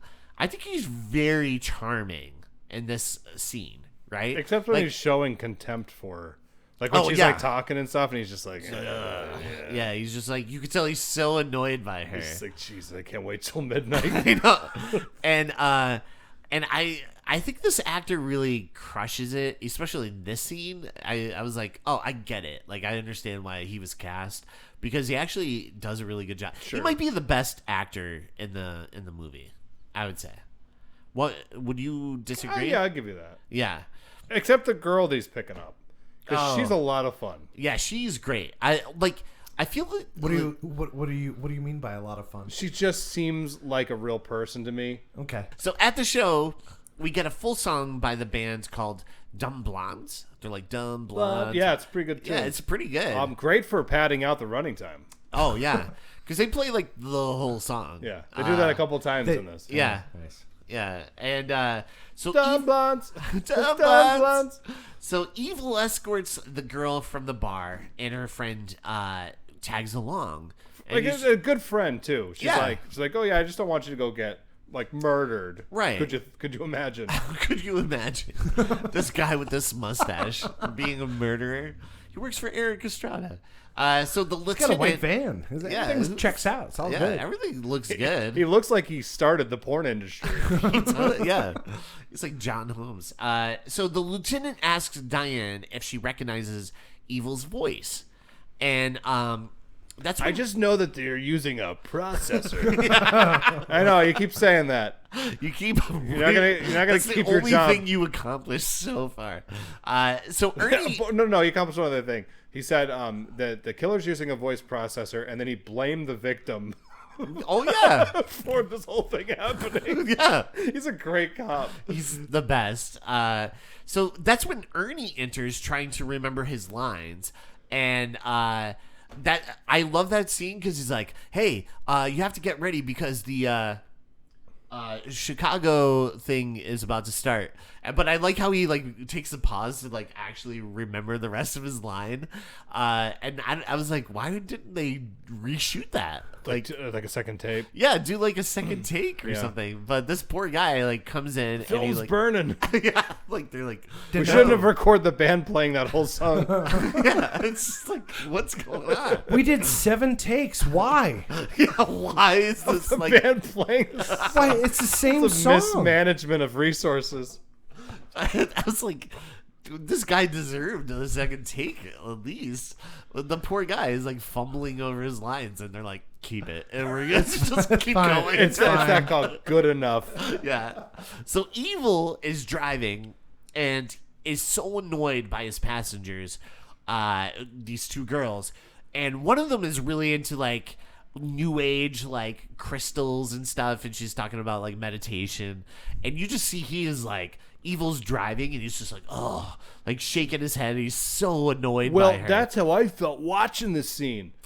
Yeah. Because I'm watching this scene, and in my head I'm thinking, we may have lost the plot. Yeah. Because it goes on a long time. That scene goes on for a while, and eventually they make a pit stop at the gas station, and the one friend, she runs in, and that's when Evil kills the girl from the bar. It's a shame that she only has 3 seconds worth of breath. I know. It's yeah. It's Second movie in a row where we've covered somebody being suffocated with a bag. like with a plastic bag. Yeah. Because we're into that, America. So. Wait, are you saying that the amount of time in which it took her to die was inappropriate, or are you About saying 3 seconds. So you're saying that like when you do it, it's It's a lot longer. It's a lot longer. A lot more That's what I drawn crying, out. yeah, screaming, Yeah. begging, stuff a like lot that. more nails into the Yeah, skin. he's into like he'll like suffocate them for a while till they're almost out, and then he lets them come back just a come little back bit. a little bit. Yeah. Yeah, Well, yeah. that's his thrill. That's Give what him- give him hope. Yeah. That's what gets him off. I He get it. loves false Hope hope. is what gives Hope, look down. Then Hey, speaking of hope, I've seen Yeah. something recently that I really enjoyed. what's that? Andor, Oh, really? the show Andor. Look at the way I did that. Hope, yeah. inspiring new hope. Anyway, Wrong it was franchise, all right, buddy. God damn it. Sorry. It was good. It was really good. If you haven't checked it, Rory is infamously known for not wanting to watch TV, and I would challenge him to watch this because it's that good. I thought Do you think out of all the Star Wars shows, like this is that's I would put no Mandalorian probably first. Mandalorian was good because it was like, oh, you can do this without it being a movie. Yeah. But I think Andor, as far as the way it was written, and if you like, because I don't know why, because I'm dumb, but like the first 2 episodes, I didn't realize that it was a lead up to Rogue One, which is one of my favorite. Other than Return of the Jedi, or no, Empire Strikes Back. Rogue One is definitely my favorite Star Wars movie more than. I know it's sad. Wow, Don't look at really? me that way. It's No, okay. no, I'm not judging you. It's one of my favorites, but this Andor led up to Rogue One, which I thought was fantastic, and I really like. I feel like I've been watching more TV than I've been watching movies. Yeah. And I feel like because Rory has this little thing, I feel like he's kind of missing out on some stuff. Yeah. Like, have you seen Ozark? No. Phenomenal. Have you seen Succession? No. Amazing. Have you seen Ted Lasso? No. Oh, I have. I love it. And Ted Lasso is really good. As far as like a feel-good thing, don't you think you would love Ted Lasso? I think you the would. fact that you don't know about sports would make you love it even more.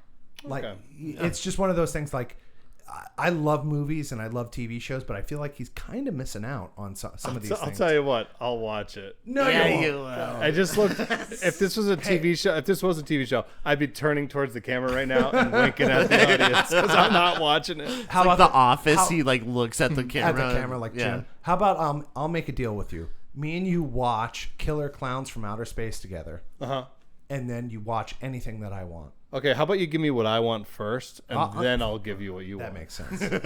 That's how it works in the bedroom. Anyway. Oh, yeah. So the friend now comes out, and she sees that like the car's gone.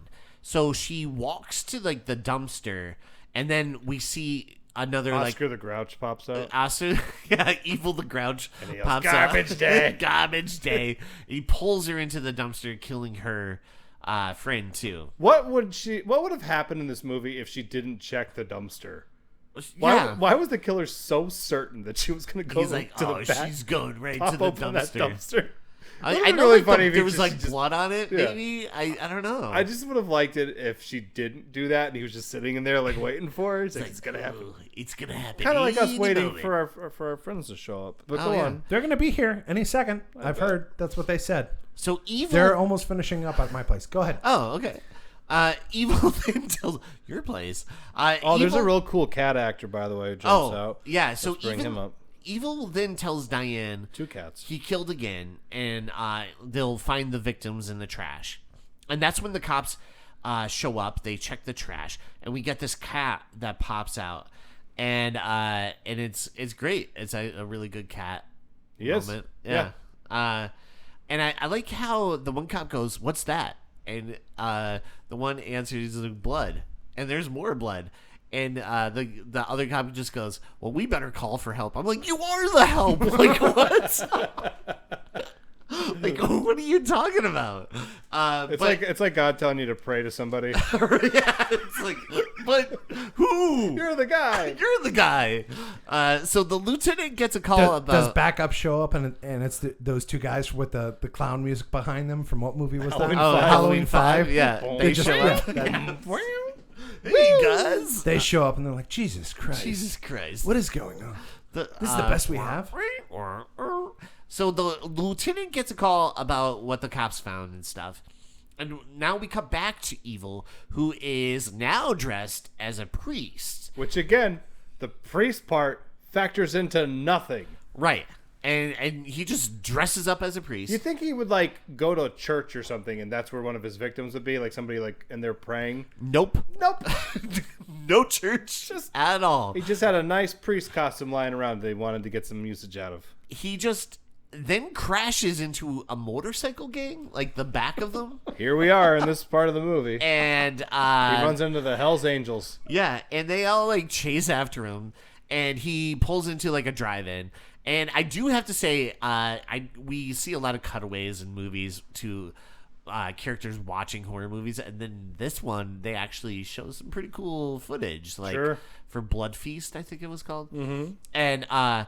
And the biker gang shows up, and he like ditches his car, and they find his car, so they all start beating the shit out of the car like they're Honda from Street Fighter 2. And but when Evil, one of them sees Evil, and that's when Evil like guts him, like he stabs this one biker, and then Evil steals another car from the drive-in that this couple were in the back seat.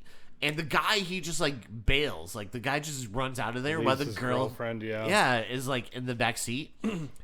And And this scene in the car was surprisingly actually kind of good. Like I don't know why, but it's because that girl's so tragic. she is like, her acting is like really good in this scene. She sounds like she's delivering a line from like a 1950s 40s movie. Yeah, you know what it reminded me of is like the Zodiac, right? A little Like it bit, had yeah. like a Zodiac element The to way it. her tone and her voice is what I'm referring to, but I totally get Yeah. what you're saying. Yeah, and She says she has a line. She's like, please don't hurt me, mister. We could even get it on if you want. I won't put up any kind of a fuss. And it's so tragic. It makes me feel so she's like, terrible. I don't have money. I have like $3. I got $3 in my pocket. Yeah. Charlie left me at the tracks. And as she pleads for her life, he like comes to a stop because like a car is like pulled over, and that's when she hops out and runs for her life.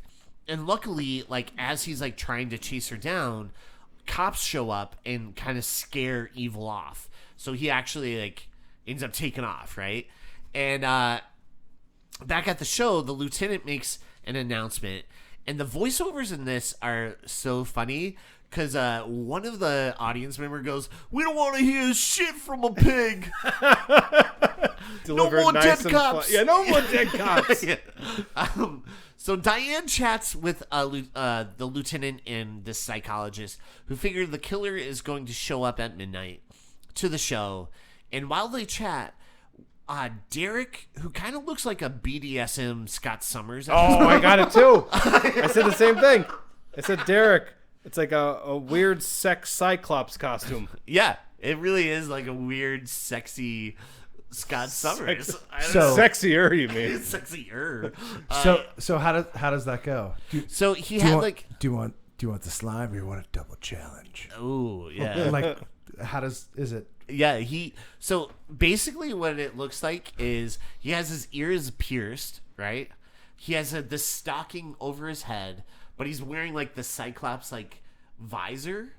And if you think this is going to factor into anything, let me tell you. It doesn't. Like you're like, "Oh, he's listening in. What's going to happen?" This is a filmmaker trying things. Okay. And you're like, "What's going on with Derek? Like, why don't we stay on that character?" Yeah, like what is happening right here? We got Evil dressing up in all of his costumes. Less interesting than the weird guy in the sexy Cyclops costume. Right. That's the movie I want. You're getting unnecessary exposition for something that you don't want. I just want to. I think Derek might be a little more interesting of a film. Yeah. It's called just Derek. New Year's Derek. So Evil shows up to the show.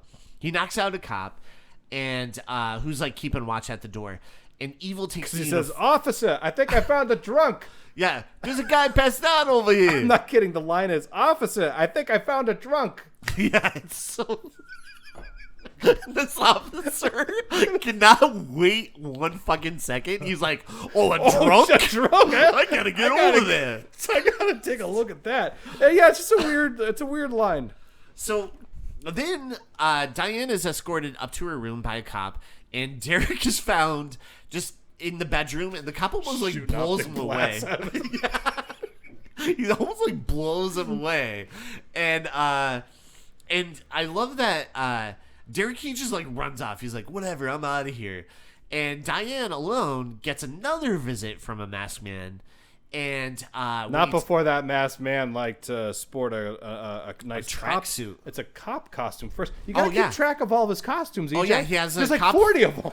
He has a cop outfit, and then when he goes into this room, he changes into like a white tracksuit. Yeah. With like a Richard Nixon mask. Are we talking like an Adidas tracksuit? Yeah, kind of. Yeah. I put cool Florida resident costume. Yeah. Totally. And I love that look. I think that's a really good look. It looks comfortable. Yeah. It's comfortable as hell. You're mobile. You could sing Limp Bizkit songs. You could sing. You could sing Korn songs. You could sing, in that outfit. You can do anything. Oh, that's true. DCT. Wait a second. anything. Did Jon Snow see this movie? You got two movies for John. So then it turns out when he takes the mask off, it's actually Evil. What a shocking moment. Which we're not surprised by. We're No. like, oh yeah, it's got to be him. But we are supposed to be shocked that it's actually Diane's husband, Richard. Remember the guy that was at they mentioned Lake Mungo? Where was he? Oh yeah, Lake Mungo. I'm pretty sure he was at Lake Mungo. Wait, No, it was Palm Springs. Hey, I give them are credit. you guys asking me if I remember? Because I didn't watch it. Oh, Yeah. that's true. Oh, that's right. Now you could just get remembering that. Okay. I do Yeah. give them all the credit in the world for remembering to Trying. mention him at the beginning of the movie. Right. Like, where's Richard? Oh, he's off at Lake Mungo. I don't know what. Where was he? The Keys? Palm Springs. Palm Springs. Yeah. Wait, did they think they were planting a seed at the beginning of the movie? Yeah. Yeah. Oh, They tried. We dropped it in there. Oh. We're They smarter tried. They than just you. forgot to water it. You know what I mean? But they did try. They put the seed in Where did the seed salted earth. They forgot where they buried it. Yeah. So Diane fills Richard in on all the chaos that's happening with the killer and Yvonne missing. And Richard leaves Diane to go get ready so she could get back to the show. The lieutenant gets a call and asks Ernie about Richard Sullivan. And because this one cop has like a weird feeling about the husband. And it turns out the husband, Richard, evil, was once a patient at the sanitarium that he killed at earlier in the movie. That wasn't necessary. Nope. It could have been, he was just, killer. They didn't have to go into this. No, they weird- didn't. This movie could have been over 3 seconds faster. Yeah.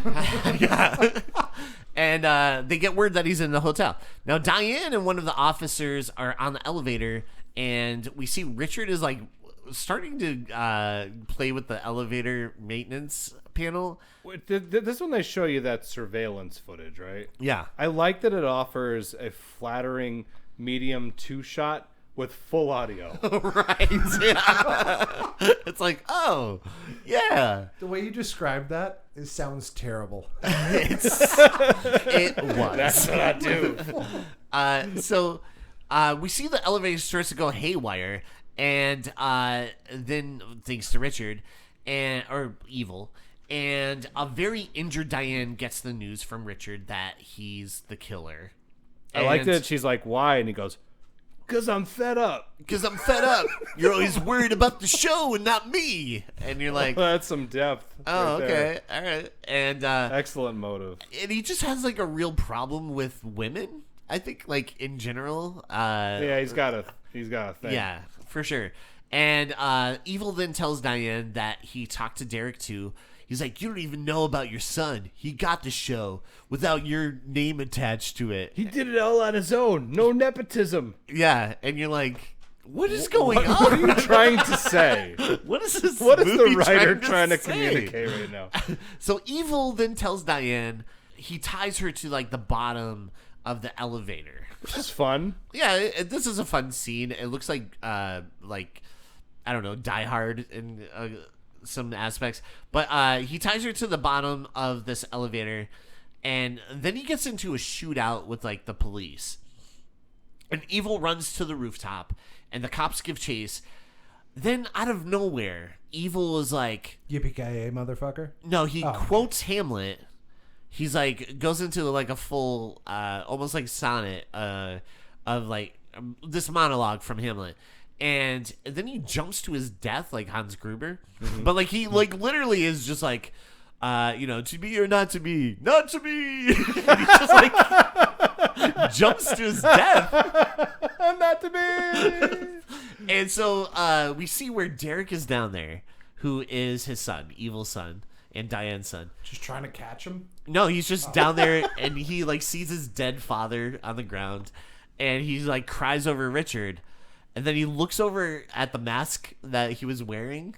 I guess he just assumes his dad was wearing this mask, and he picks it up, and we see where Diane is getting carted away into the ambulance, and we see that in the front seat there, the one EMT driver is dead, like in shoved, like kind of shoved into like the corner of the ambulance, and the driver's seat, it's actually Derek with the mask, and drives them off, and that's the end of the movie. It was adorable. They thought there was going to be a sequel.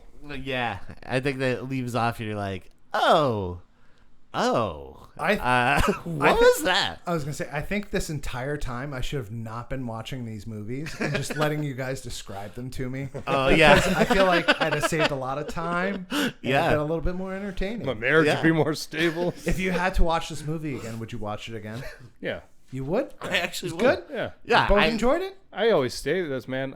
This is not one of the best movies we've watched, But it's a but it's a great way to kill an hour and a half. keeps great those great way to spend a flight. keeps the damaging voices out of my head. Yeah, I liked it. I would revisit it, and I did not expect to like it at all because it's rated like 4.3 on IMDb, which is maybe not the most generous because I feel like like I don't know. You said that like a fucking politician. Well, let me It's not that generous, but that's not generous. moving forward, Vince, as a man who did not watch the movie, how'd you feel about it?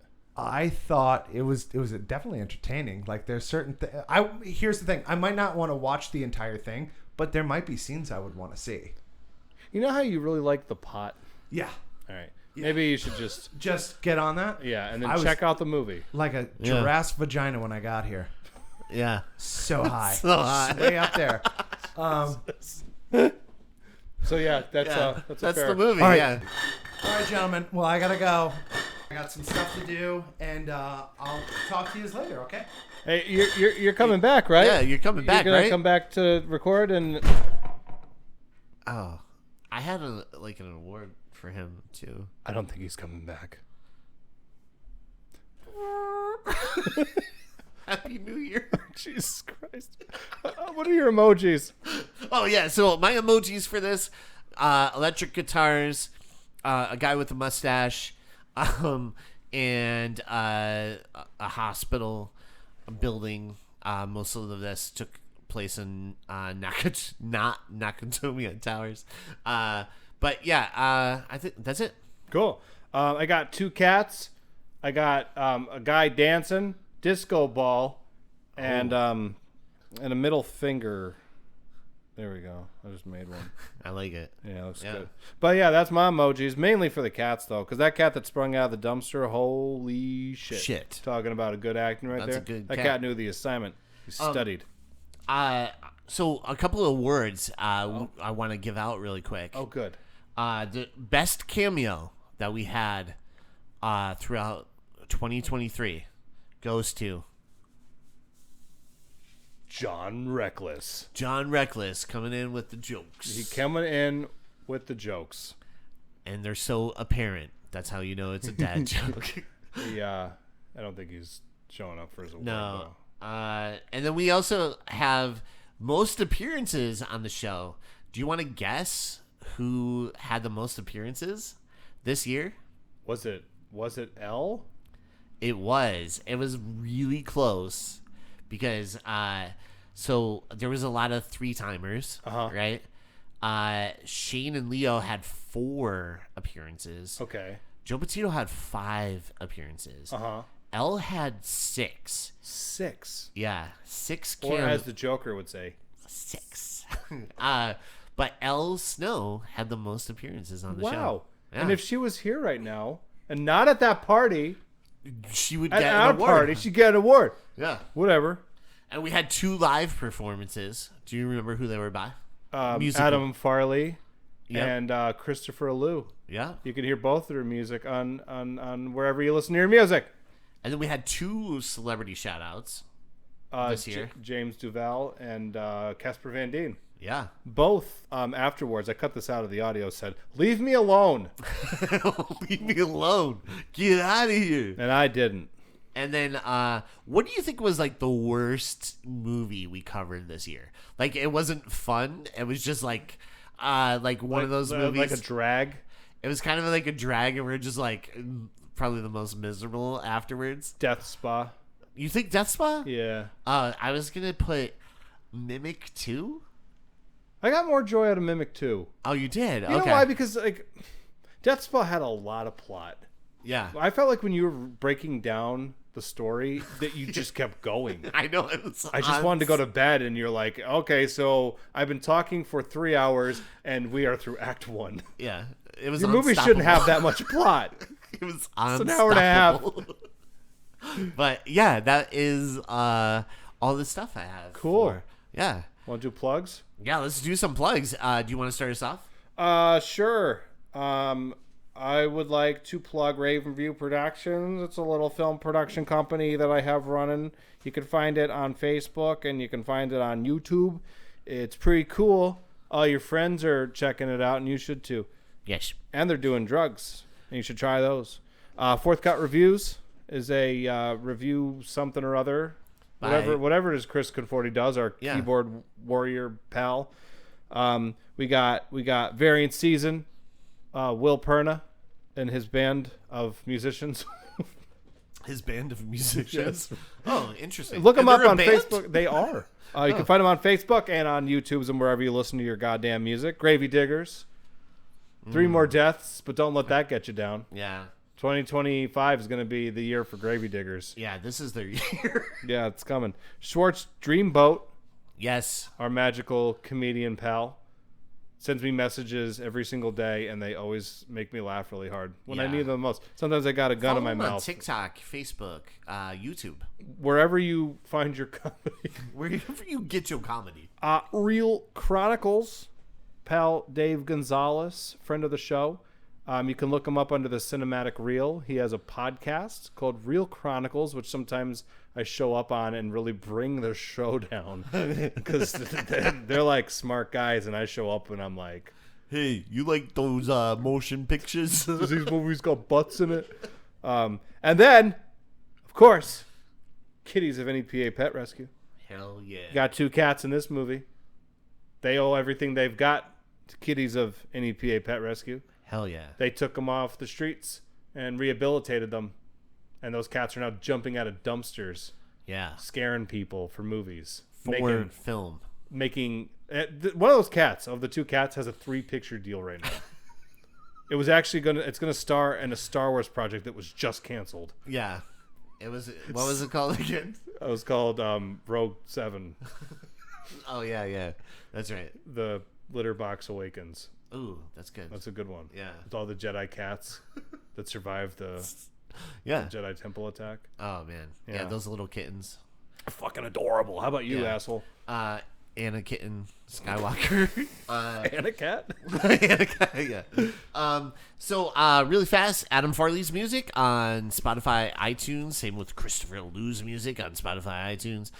You could check out Jon Snow, Metal Messiah.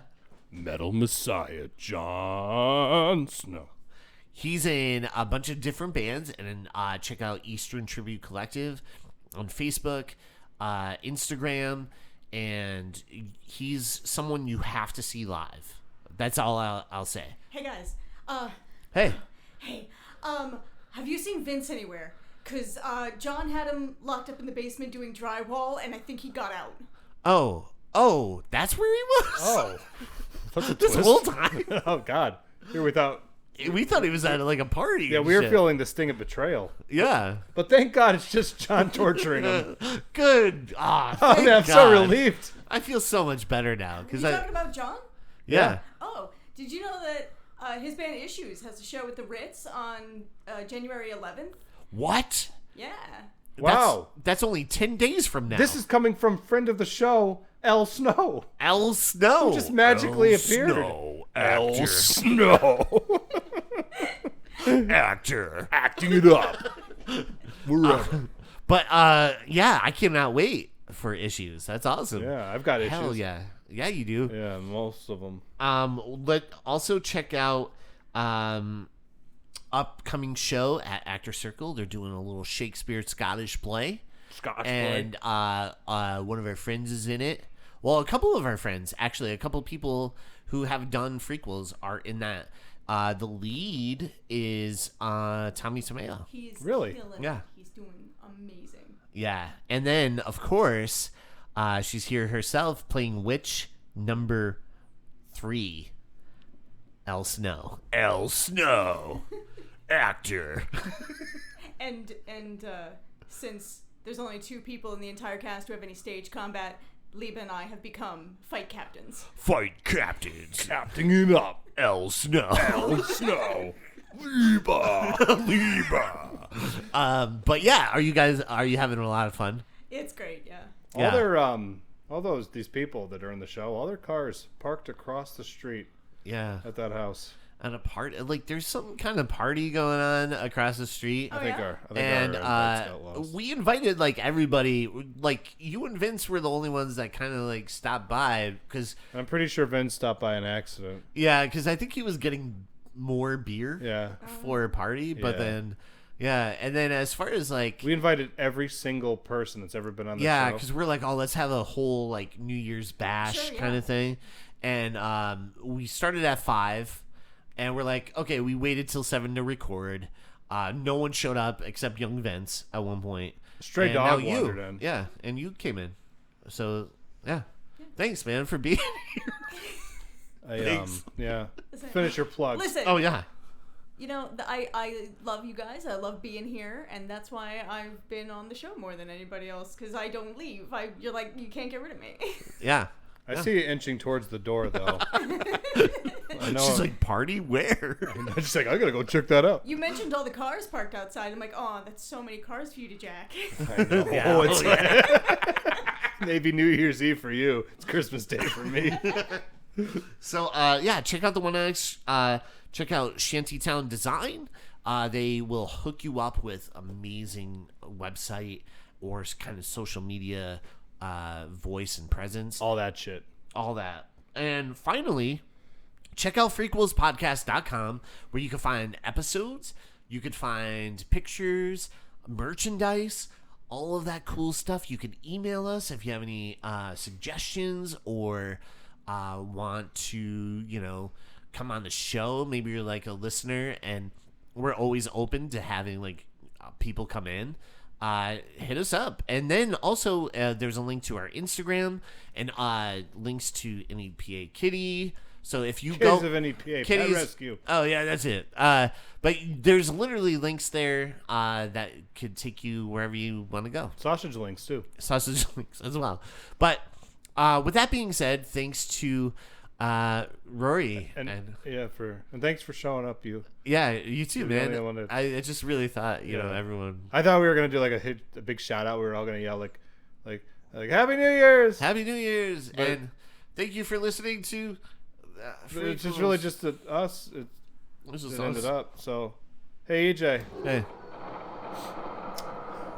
Thanks for listening to. Hey, don't cry. We can go set the building across the street on fire. Would that cheer you up? Ooh, let's fire! I love murder. Arson's in the forecast. Murder by arson? Help me out. Yeah, we were sitting here feeling bad about everyone not showing up. Yeah. Let's just go set the house on fire. Let's just set that house on fire. I'm gonna hit stop on this because I don't want the police getting me right. again. Yeah, so, I just we don't want that. I'm just gonna say, and we're done.